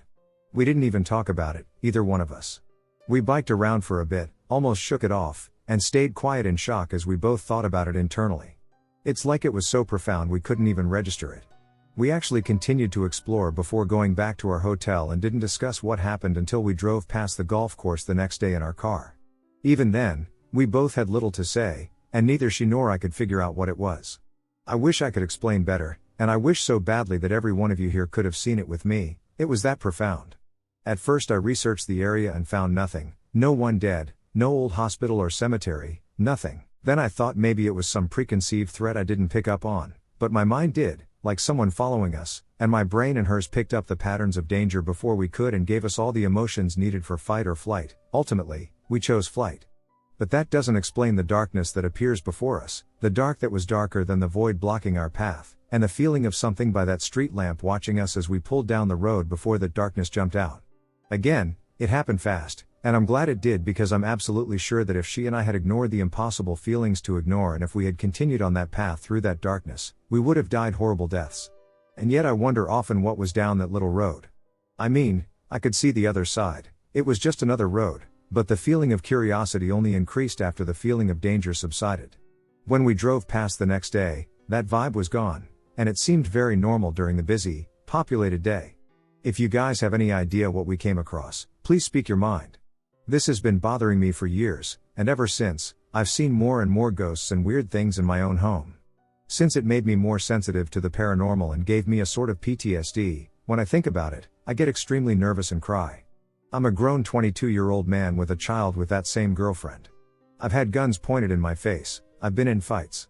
Nothing makes me cry like thinking about that feeling of dread that night. Thank you for listening if you made it this far. I don't know, I used to be militantly atheist. I had no patience for ghosts, spirits, or other supernatural phenomena. My entire life I've had experiences that I could not explain. But I would dismiss them as delusions or misperceptions. Then my partner passed, and things got very strange and very intense. My headspace shifted, and I thought, what's the harm in just being a little more open? I wasn't looking for any further experience. But if something happened, I would pause to acknowledge it instead of immediately denying it. Almost all of my encounters are either benign or good. Most of them are with loved ones. You know how sometimes you can just feel someone looking at you? I will get that sense while I'm in my home office or cooking, sometimes while driving. In the case of my grandmother, who passed in 2020, I will get that feeling, and then I will smell her. She wore a very particular perfume that no one else I know wears. I will most often catch her hanging out by my office door. I don't know why. I just affirm that she is there and move on with my day. I've had many experiences with my deceased partner. He is someone who likes to stop by when I am in pain. For a while I mistook this as some sort of grief fantasy or even a form of trauma psychosis. But I'm long past the sadness, and I've moved on. When I'm feeling especially blue, a bolt of comfort, not like just settling down but a sudden wash of peace, comes over me, and I swear to God I can almost, but not quite, hear him. It's difficult to articulate. And I know for certain it is him too. His visits usually come right before his dumb little jokes. He has indeed snatched objects from my grasp in the past. Other experiences have been more troubling and have involved something that is not human. Occasionally your body tells you when you're in the vicinity of a danger. I have a sense of unease regarding these entities. I don't know what they are or why they appear sporadically, and I'm not impressed by their methods, which have been lame so far. The most extreme example is the thing that likes to toy with my bed. It will tap my bed. I'll be alone, watching something on the laptop on my desk, lying in bed, and there will be rhythmic tapping right by my feet. It's so frequent that I just roll my eyes and tell it to tap away if that's what it wants to do. But I won't acknowledge it any further than that. All of this probably makes you think I've lost my mind. I've become accustomed to that response. I've done all I can to find simpler, more rational explanations. However, the three examples I provided are the most common ones, common enough to establish a noticeable pattern. True paranormal encounters. I'm a 32-year-old male, and I've had several paranormal encounters throughout my life. I say paranormal because I don't think I can explain them any other way, but I still have a skeptic streak and will gladly accept any explanations that are offered. This particular instance is recent, within the last year. As I said above, I served in the army, and despite being a rather small guy, nothing much really scares me outside of flying. I know, stupid fear. Don't judge me, 9/11 really messed me up. After leaving the army, I was granted disabled status and currently live at home taking care of my mother, who suffers from frequent seizures thanks to an aneurysm in her brain that nearly killed her. That happened during my second deployment, so needless to say, I want to spend as much time with her as possible. Alongside my mother, her boyfriend and his daughter, who may as well be my stepsister, live here as well. I have a cat named Link, and she has a dog named Nova. Now that is all out of the way, I can get into the story. My sister and I noticed when we first moved into this house, in July of 2017, that the atmosphere was off. Not bad, just always got the feeling that we were never alone, and in certain places the air conditioning seemed to work a little too well, cold spots. Having encountered such things before throughout my life, I immediately brought up the notion that the house may be haunted to my sister. She's a skeptic, so it didn't go over too well. At least, at first. There have been several things leading up to this encounter that I will detail. My cat Link was feral before I got her, so she is very skittish. So much so that only I am allowed to pet and hold her, and even then only for short periods of time. My sister's dog, Nova, is young, less than a year old, so still very much a puppy. Our pets will sometimes stare at places, the same place together, but neither really freak out. It's just as if something is talking to them, or at the very least caught their attention. My sister began to suspect that maybe I was right and that our house was haunted. One night my sister, her father, and I are sitting out in the living room for our fabled movie night. A night once a month where one of us chooses a movie and we all watch it. Thanks to modern technology, it can even be movies that aren't necessarily out yet. I remember this night well because it was a movie I chose, thank you for your service. A particularly hard-hitting one, all things considered, but I believe that some demons are better face down than hidden. As I said, we're all in the living room, to include Nova, and Link was sitting in the kitchen under the table but still part of our group in her own way. A particularly intense portion had just played, and I was a bit upset, so Nova had tried to crawl into my lap. Dogs are funny like that.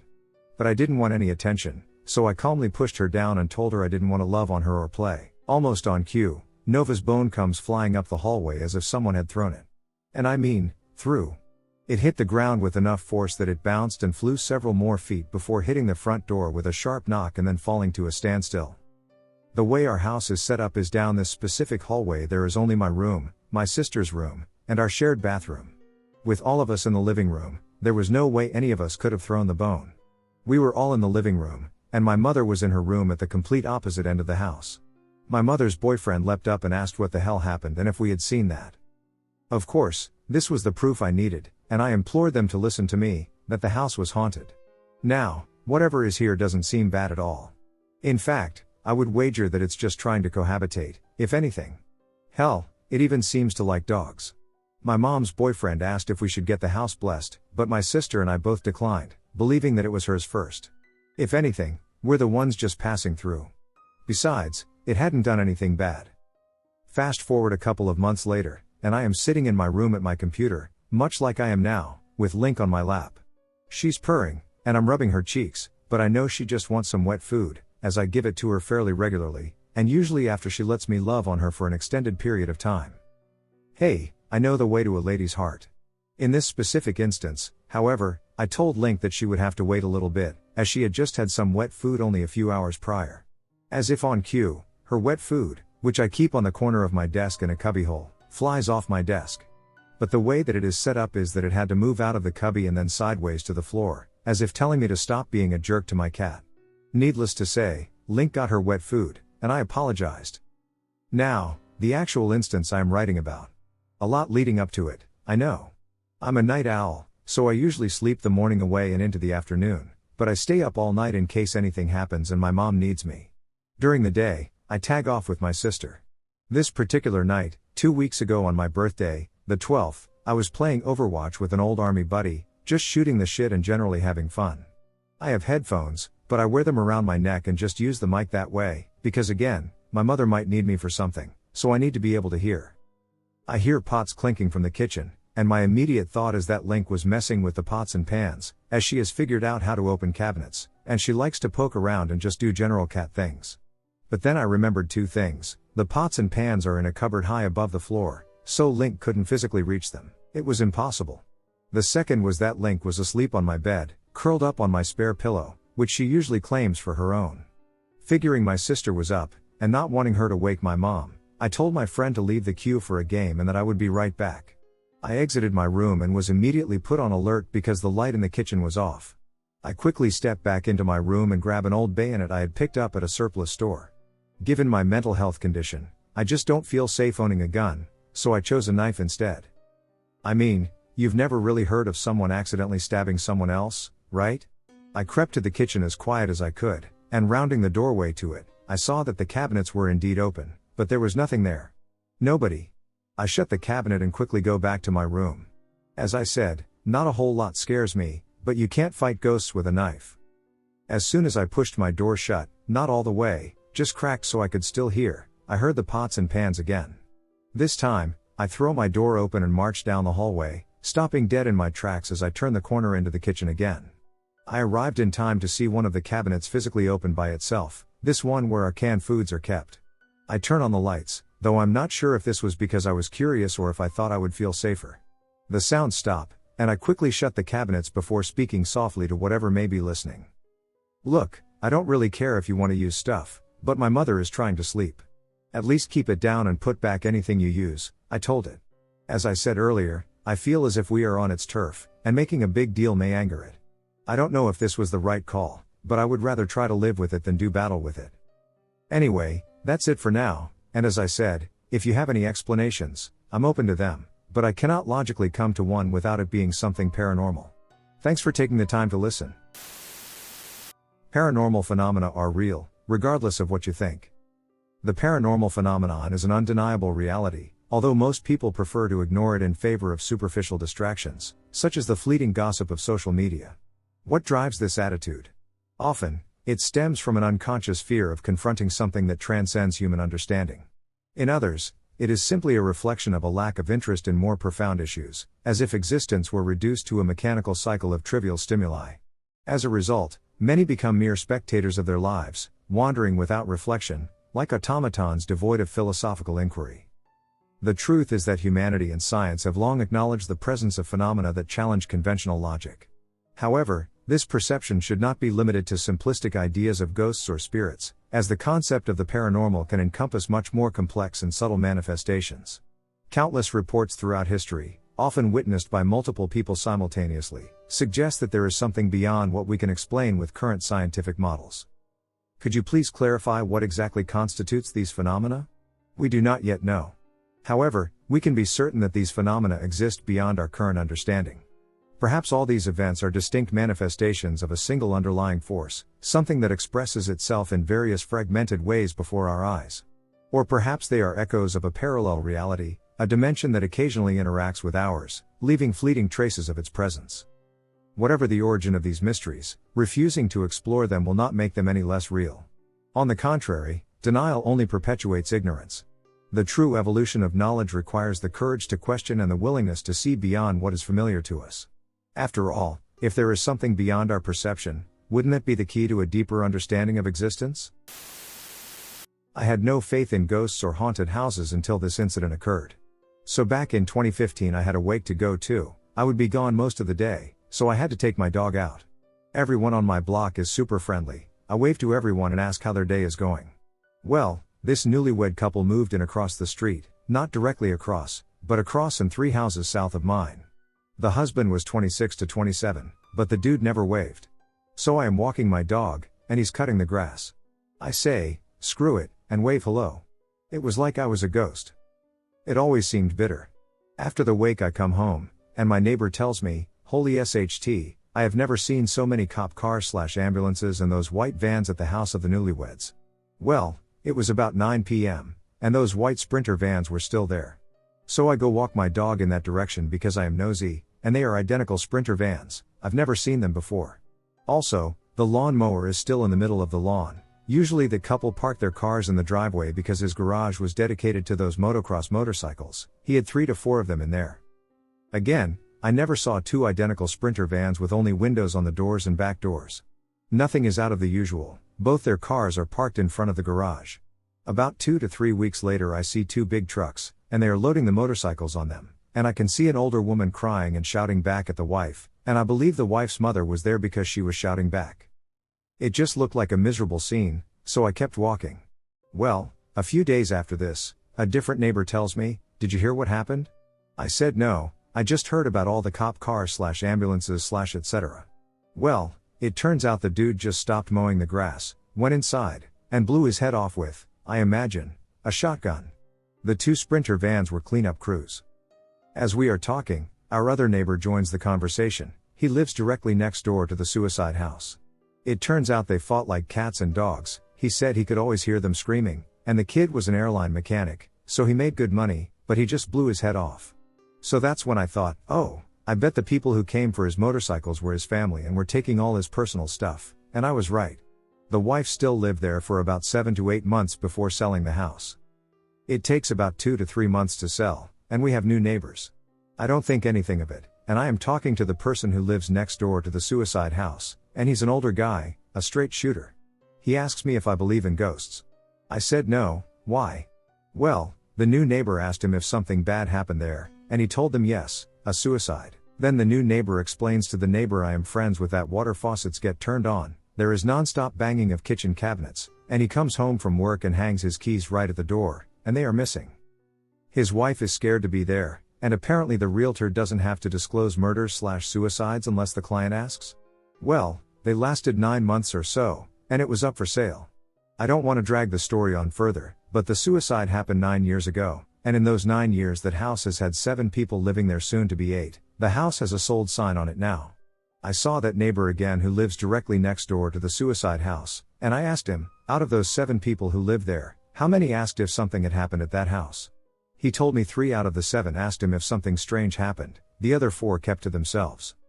The house is probably worth $300–350K, and I looked to see what it sold for, and it sold for $250K, $85K below market value according to Zillow. That is what got me to believe in ghosts/hauntings. I never bought a house before, the house I live in was left to me. My question is, for those who have bought houses, can't they see how many people lived in the house in a short period of time? Also, wouldn't someone be like, why is the house for sale for so cheap? And if they ask that question, does the realtor have to say a suicide happened here even though it's not a direct question? It's really creepy because I can literally walk to the house from where I am lying in less than 30 seconds. I never told anyone this story. I felt like nobody would have believed me. I came on here to tell my story about my encounter and to see others' opinions on this. In early April 2021, my uncle was staying with us for a while since he had to go through autopsies for his shoulder, and my mom was his only ride. One day he told us that he was going to the store and had asked me for a face mask. COVID was still huge. I said okay. Little description about him. He was wearing a green shirt with jeans. He said goodbye to all of us and left. He never returned, but it wasn't unusual since he always came home super late that night while I was sleeping. I woke up, and I'm pretty sure I saw him. His green shirt stood out, and I assumed he was already home. It was kind of strange since I didn't hear him, and I was sleeping directly in front of the door. I slept on the couch, and I'm not a heavy sleeper. I'm pretty sure I fell back asleep, and the next day my grandmother was on the other couch, and I had asked her if my uncle came back, and she said no. I was a bit confused, but I didn't tell her anything. A few days passed by without hearing from him, which by then was odd, so my aunt got involved, and she filed a missing persons report. A week later we find out he actually passed away the night he left. As I write this, it breaks my heart so much since he was a key person in our family. He was the man of the house. He was the person who took care of us. But on topic, everyone was so broken after the news, and we didn't know what else to do. Forwarding to today, I still haven't told anyone my story, and I'm sorry if none of this makes any sense. This is my first time writing here and talking about this. I feel like that was my uncle coming back from where he went, not knowing he actually passed, and going to check on us. We still miss him so much to this day, and we will miss him forever. A story from a skeptic. A few things you should take into consideration about me before we start. 1. I was an atheist for a long time, but I converted to Catholicism some years ago. 2. Although I am a religious person now, I am still one of the most skeptical people I know. I do not believe in ghosts, but I believe in demons, as you will learn why, and I always prefer a scientific explanation before everything else. 3. I experienced PTSD and depression in the past, so I advise you to approach my insights with caution. Depression, in its latest stages, may or may not cause hallucinations. This is why some antidepressants are, in fact, used for schizophrenic patients. With that said, welcome to my story. I moved to my current home when I was 6 years old. I live in a medium-sized town called Uberaba in Brazil. It's that type of place where everyone knew everyone by family name, friendly faces everywhere, humble folks without temptation, as if in South Park. However, the town grew quickly when students from all over the country came to study at our universities. My current home is a 2-story house located almost at the town entrance, close to the highway. It's a quiet place if not for the occasional truck or bus driving by, making some noise and shaking the walls. It's not a big house since it's stretched upwards. We've got a tall steel gate in the front porch, which is also a garage, a door on the left for a sitting room, and one on the right for the kitchen. Downstairs, from the kitchen, we also have a TV room with a couch and the backyard housing 2 dogs and 2 cats. The second floor has 4 bedrooms, 2 of which have bathrooms and 2 of which share a bathroom in front of my room. My room is the first on the left as you go up the stairs. There is another floor, but it's just an empty, open space where you can see the whole town, with a tiny room that my father transformed into a chapel of sorts. I'm a psychology student, English teacher, and ex-soldier, army, infantry, from the compulsory Brazilian recruitment program. I have known my way around guns and loved martial arts since I was a toddler. I don't scare easily. However, I lived in constant fear in my childhood. And this is where we start to get creepy. I always had lots of nightmares. In fact, as a child, I used to repeat to myself, before sleeping, a sort of mantra I created: I won't have nightmares today, I won't have nightmares today, repeating inside my head, increasingly louder, for 10 times. I also used to pray with my mom before sleeping, but I never really believed in God, or cared about him, I think. The nightmares were so terrible and graphic that I think a child would be unable to imagine that, but I can be wrong. Although the dreams were vastly different, there was always a recurrent character, the Shadow Man. He was an enormous humanoid figure, covered in shadow. And he was always taunting, hunting, hurting, torturing, and killing me. The nightmares were so recurrent, and I couldn't sleep by myself for years. Someone needed to be in the same room as me, my mother, father, or sisters. I have 2 older, identical twin sisters. I also developed an irrational fear of the dark, but only when I was in my room. So we moved to this new home. No, it's not built over a cemetery or had any witches doing strange rituals in it. My family built it over the years, and there was nothing but a pool before that. Believe me, I've searched. It was supposed to be a new beginning for the family, and my parents were very excited about their dream home. I loved my new room, the pool, which still exists to this day, and even the smell. It's been my home for more than 2 decades now, and I'm not about to give it up. I had my first paranormal experience inside my bedroom as I was getting ready to sleep. I turned the lights off and closed the door. As soon as I turned, the door opened again, doorknob turning and everything, and I thought it was one of my family members getting ready to tuck me into bed. I sat on my bed and waited, but no one entered. "Mom?" I asked, at which point a shadowy head poked from the doorway. The light of the hallway obscured the person's face into a shadowy figure. Which is important, but I could see it was a slender woman with very curly hair. No one I knew was like that. Her neck was bent weirdly, soft, as if it were broken. "Mom?" I asked again, louder, panic starting to build up. The lady simply stood up straight, turned around, and the door closed. I panicked, screaming and crying, running to my parents' room, asking if they saw that shadowy lady, which they obviously didn't. The nightmares? They continued as usual. I also started having sleep paralysis every week, seeing things and all. By this point, my family was really frustrated with me since I wouldn't give up sleeping with someone in my room. I can see my behavior was terrible for my parents' marriage and my sister's privacy, but I couldn't help it. I would panic and wake up howling every night I tried sleeping alone. My screams were so loud, the neighbors thought I was being beaten up and even confronted my father at one point, to his increasing frustration with me. So they just rolled with it and took turns sleeping in my room on a second bed. I saw what I was doing to my family and decided, one day, to suck it up and sleep alone. I stayed up for 2 straight nights so I could pass out the following one. It worked. I had no nightmares at all. And for a while, the shadow man was gone from my life. As I was growing up, I started dating girls from school. I'm hopelessly romantic and dream of having a family of my own one day, so I got into some relationship problems in my teenage years. Although I now had full support from my family and was a great student at school, I wasn't particularly handsome. I'd get into platonic relationships only to get crushed by reality, as every good teenager should, I guess, suffered through some bullying, but finally started to grow and improve my appearance, starting to have several relationships. Things were looking great. While I was in school, I began watching horror movies and playing video games as a way to cathartically release my fears. Although I still had nightmares from time to time, I stopped with my childhood mantra. I stopped believing it worked. Actually, I stopped believing in many things, including God or religion. I was having the time of my life, and God had nothing to do with it, or so I thought. That's when my skepticism took form. I started gathering explanations for everything happening to me. Worse than that, I took an interest in magic and witchcraft, just because it was cool, even though I didn't believe it worked. I played some of those dark games the internet taught, which didn't work, but I tried anyway, in hopes of getting scarier and darker experiences. Maybe I was an adrenaline junkie of sorts. As I entered the army, I met a girl. She claimed to be a witch.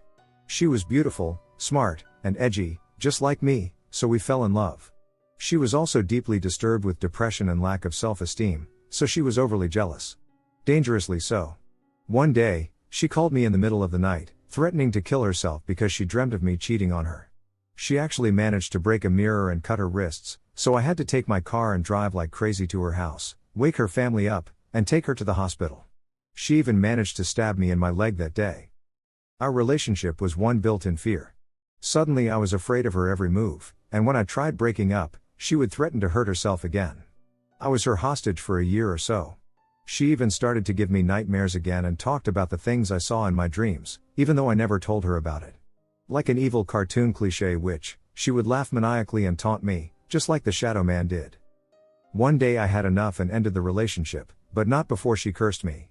I don't remember the exact wording, lots of it was mumbled in Latin, which I know some, but she said nobody would love me again as she did. I thought, great. Nobody wants that. And took off. The next day, a long and black feather with a red ribbon appeared in my garage. It was one of her curses, I thought. I simply burned it and moved on. Subsequently, I experienced betrayal in every relationship I entered, leading to a profound state of depression. Since I was still in the army, I managed to get PTSD and panic attacks with that. The nightmares were stronger and more vivid than ever. And I started seeing things. Worse than that, I wasn't the only one. I was on guard duty one day, overlooking the woods, and I saw a shadowy figure on a nearby bush, 5 or so meters away from me. I could clearly see it. So I pointed my rifle and engaged in the questioning protocol, asking who they were, telling them this was an off-limits area, and such.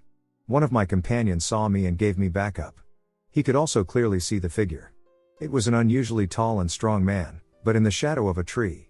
We couldn't tell his facial characteristics. The man was unfazed by the questioning and simply disappeared into thin air. One moment he is there. The other he isn't. We searched the whole area with spotlights and backup but found nothing. We wrote a report about it, secured the location, and people disregarded it.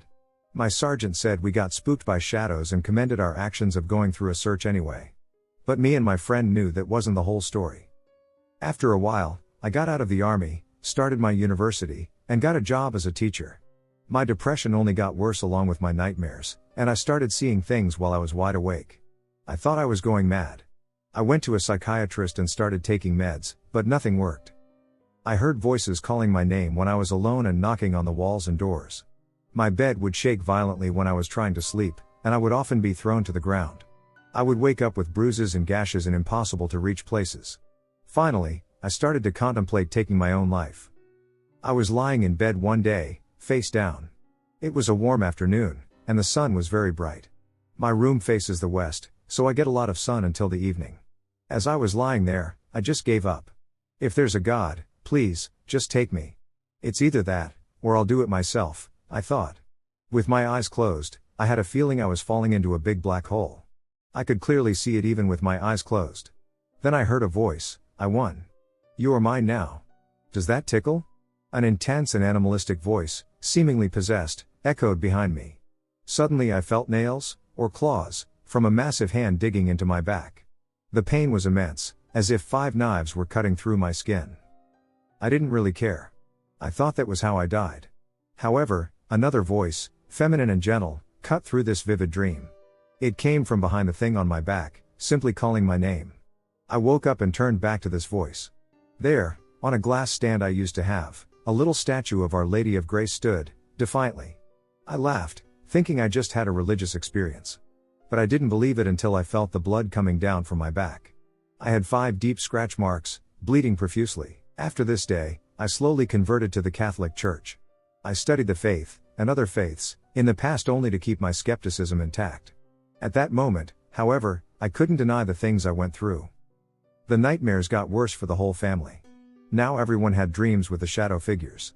My father talked to a priest who came to bless our house many times over, and my father says he would see the man from his dreams running and avoiding the prayers in each room with the corner of his eyes.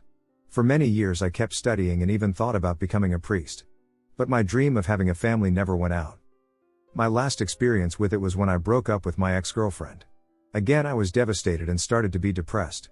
On the same night, I woke up at 3 a.m. to my computer chair to the left of my bed making sounds like someone was sitting there. I saw a naked woman, I think, that looked like a bloated corpse. Her legs, arms, and neck were really long and skinny. Her head was tiny and covered with a red veil, which I was thankful for since I didn't want to see her face. She was dancing.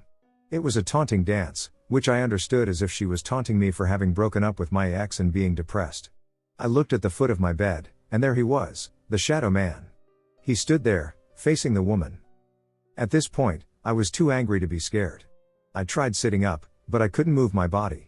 I realized I had sleep paralysis again, but sheer hate made me move. With a lot of effort, I could raise my upper body slowly until I was sitting up. The woman stopped dancing, and the shadow turned to face me. I was increasingly angry, and my moaning due to the effort turned into a full-blown hateful guttural scream. My body was slowly regaining movement, and I was getting into combat mode. I couldn't let these things be in my house or my head any longer. I've had enough. Get the hell out of my room. This is my house. You're not welcome here. At this point, I was getting ready to stand. I grabbed an army-issued knife I still have. I have a little knife collection in my room, beside my bed, but before I could put my feet on the floor, my bed started shaking violently. The woman leapt to her feet, resembling a spider with 4 legs, and began to retreat. But the shadow bent into me until its head was almost touching my face. I remember feeling really cold, but my face was hot with anger. I felt his hands on the mattress as he was bending down to face me. He didn't say anything at all. Finally, I was able to move my arm freely, and I tried to stab him. I only hit the air, of course. He slowly disappeared from my view with the spider-like woman. Since that day, I've been having some nightmares, but I'm focused on fighting whatever this is all the way. Over the years, I have encountered many explanations for my experiences. However, the one I find most convincing is the demon explanation, possibly linked to the curse I received and the fascination with black magic during my early teens. You should all be skeptical when listening to this story, as I know hallucinations due to depression can be a thing. But I wasn't the only person to see what I saw. Maybe it's mass hysteria? I don't know. But here's my story. I'll try to chalk my story up quick, but it really made me believe in dimension doors and mirrors also being portals. I was sleeping in my bed. For reference, the room was pretty much a square. And there was a walk-through closet into the bathroom, where there is a huge mirror spanning across the wall to the shower. My bed was against the wall where you could see into the bathroom through the doorways. Anyways, I was sleeping pretty peacefully one night, and then my eyes just opened up. I didn't know why, but I had the feeling I was being watched. I looked into the closet to look at the mirror. It normally reflects the light from the living area, salt lamp. But I didn't see the light. In fact, I saw a large, black figure in the doorway. Just inside the closet. I froze. And immediately, but quietly, woke up my partner. Assuming it was a thief or burglar, they woke up and squeezed my leg to confirm they were seeing this. The figure was unmoving but looked extremely tall and wore a wide-brimmed hat with a long, dark trench coat. You know how someone looks when they are trying to stand still? How there are subtle movements because of breathing, that's what was happening. So I still assumed it was a person. I tried to sneak a text to my mom and told her there was someone in my closet and I couldn't call or move at the risk of this person attacking. My screen was dark, so the light wasn't exactly bright. I always had my brightness down and the warm screen effect on. She called the police for me, and within 10 to 15 minutes of pure terror sitting in my bed praying that whoever it was did not see me texting someone. The cops knocked on the door, and my partner jumped up out of bed and opened the door. They shined their light into the closet, and there was nothing. No one. Now I know people say the Hatman is a sleep paralysis demon, but then how was I able to text my mom, and she called the police? They thought I was just hallucinating because of how late it was and waking up in the middle of the night. But then how did my partner see this? The tragic part is, he denies it because, in my opinion, he didn't even try to investigate. He sat in this bed helpless with me. So he denies it even happening, but the texts and the police are evidence enough for me that it happened. If I was paralyzed, how did I text my mom? If I was hallucinating, why did he squeeze my leg every time he thought that thing moved? For me it was enough. I didn't even know who the Hatman was until I came across a few posts featuring drawings of him. And I got chills remembering exactly what I saw, but the only difference is people saying they're paralyzed. If I'd have known then what I know now. I haven't seen him since then. And I believe it's because of the open doorways and mirror. They say never to do that. And I haven't since. Believe me or don't. But I know what I saw and experienced. So this'll be a long one. My flatmates and I had a super weird experience during lockdown. I lived in a share house with two other friends, let's call them Meg, 27 years/O female, and Sam, 24 years/O male. Our friend Jack, 27 years/O male, ended up staying with us because he intended to leave town for a backpacking trip, which obviously couldn't happen. Because of lockdown, we live in NZ, and none of us are from here or residents.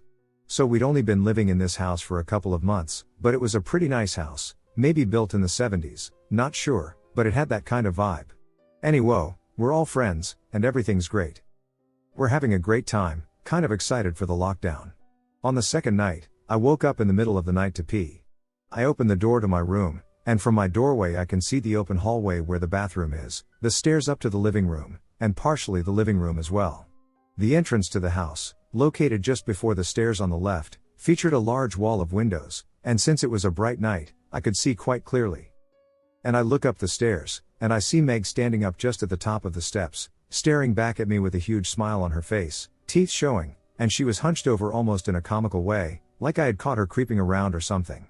I thought she was just being silly since she saw me too, but when she stayed totally frozen, I started to get a really bad feeling, and the smile on her face now looked very sinister to me. I felt like it definitely wasn't Meg, because she would have moved or said hi or something.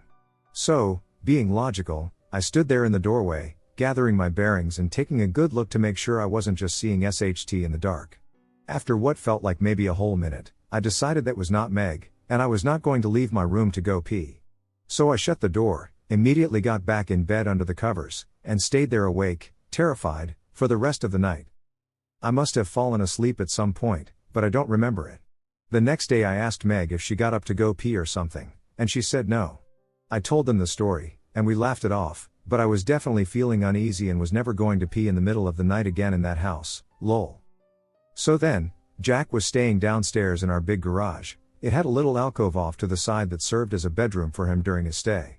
Maybe a week later or so, he asked us in the morning if someone was down there last night, walking around, fiddling with the lights, or something.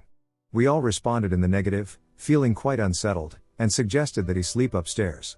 However, being a large French man, he chose to dismiss the incident. Then another night not much longer after that, he said that he heard breathing right next to his bed.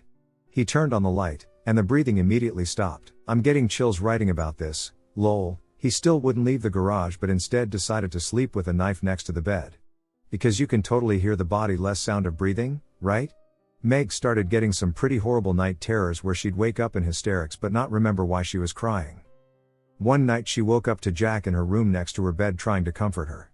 She felt confused about why he was in her room, and he explained that her loud crying had woken him up in the basement, prompting him to come upstairs to check on her. We all just chalked it up to weird coincidences, which were unrelated. Then maybe a week or so passes and no more creepy stuff happens, until the one night when shit went down. Sam and I had started hooking up about a week into the lockdown. We're still together 2 years later. Woo, at this point, we were sharing his bed every night. It's surprising that we never heard her crying. Meg's bedroom was maybe not even 3 feet across from his, doors facing each other. Quite early in the night, perhaps between 12 and 1 a.m., Meg's hysterical crying wakes me up. Sam hugs her and comforts her, but all she can say is there's something in the house repeatedly. She jumps into bed with me, and we're confused because she's in total panic and can't really explain what happened. At this point, we've turned the hall lights on, are all wide awake, obviously, and Jack comes out of the garage. We thought we had woken him up, but when we see him, he just says to us, "You heard it too." Okay, so I'm freaking out now. Jack says, "Come, you can still hear it," and Sam goes to the garage with him. Both are very tall, buff, brave boys who don't believe in ghostly things. Meanwhile, Megs is with me in bed and starts to calm down. She tells me she was awake in her room, lights on, watching with headphones. However, she heard a sound coming from her room, so she removed her headphones to listen more closely. She said she could hear breathing, and that she said something along the lines of "go away or not tonight." We were joking about having a ghost in the house at this point, and then she heard it approach her. She then slowly got out of bed, with the sound still coming closer. She backed out of her room in a complete panic but almost frozen. She wasn't moving fast. It felt as if she were being slowly backed into a corner, but instead, she was being pushed against her door. As soon as her back was against the door, she said the breathing was coming from inches from her face. She opened it and ran straight to Sam's door, super close, and started banging on it in hysterics. Okay, so she's told me the story, she's not crying that much anymore, and the boys are still downstairs. We go down to check on them and see them standing against the old garage door, which you pull up to open, and it looks like they're listening to something. Sam doesn't believe in anything paranormal or ghosts or anything. He's very logical and believes in what he can see. His eyebrows were raised high on his face, accompanied by a slight smile, as if to say, "Oh, my ducking God, what is happening?" Kind of in disbelief, he said that they were still listening to the breathing. When they went downstairs, they both heard it. Jack even took out his phone and recorded it, and it's the creepiest thing I've ever heard. It sounds like it's coming from right outside the garage door, just on the end where we keep our pile of firewood covered in a tarp, far away from Meg's room, opposite ends of the house. When they opened the door as quickly as possible, it stopped immediately, and obviously there was nothing there. We thought maybe it was a possum or something, but I believe we would have heard it run away on the tarp. Undoubtedly, Jack slept upstairs with Meg that night due to her extreme fear. We all were. Sam, who doesn't believe in such things, struggled to articulate what he had just heard. I don't remember ever feeling that scared, except for the time I saw the figure up the stairs. I call my mom the next day and tell her about it, and she says to sage the house and salt the bedroom doorways, so I do. Lockdown was almost over, and nothing else creepy happened after that. Jack left, and we joked about how he had a ghost following him since we hadn't experienced anything before he moved in. Mind you, we were only there a couple of months before that, or anything after he left. I think my brain was creating the figure in the dark when I saw it. I was not dreaming, because I remember going back to bed and huddling under the covers after that. But I did stand there for a minute making sure I wasn't crazy. And since Meg was experiencing emotional difficulties, perhaps the heightened emotions in the house were intensified by our prolonged confinement there. Manifested somehow? The breathing could be air in pipes, apparently. I don't know, it was super creepy. We moved out of the house later on that year, And none of us have experienced anything else since then.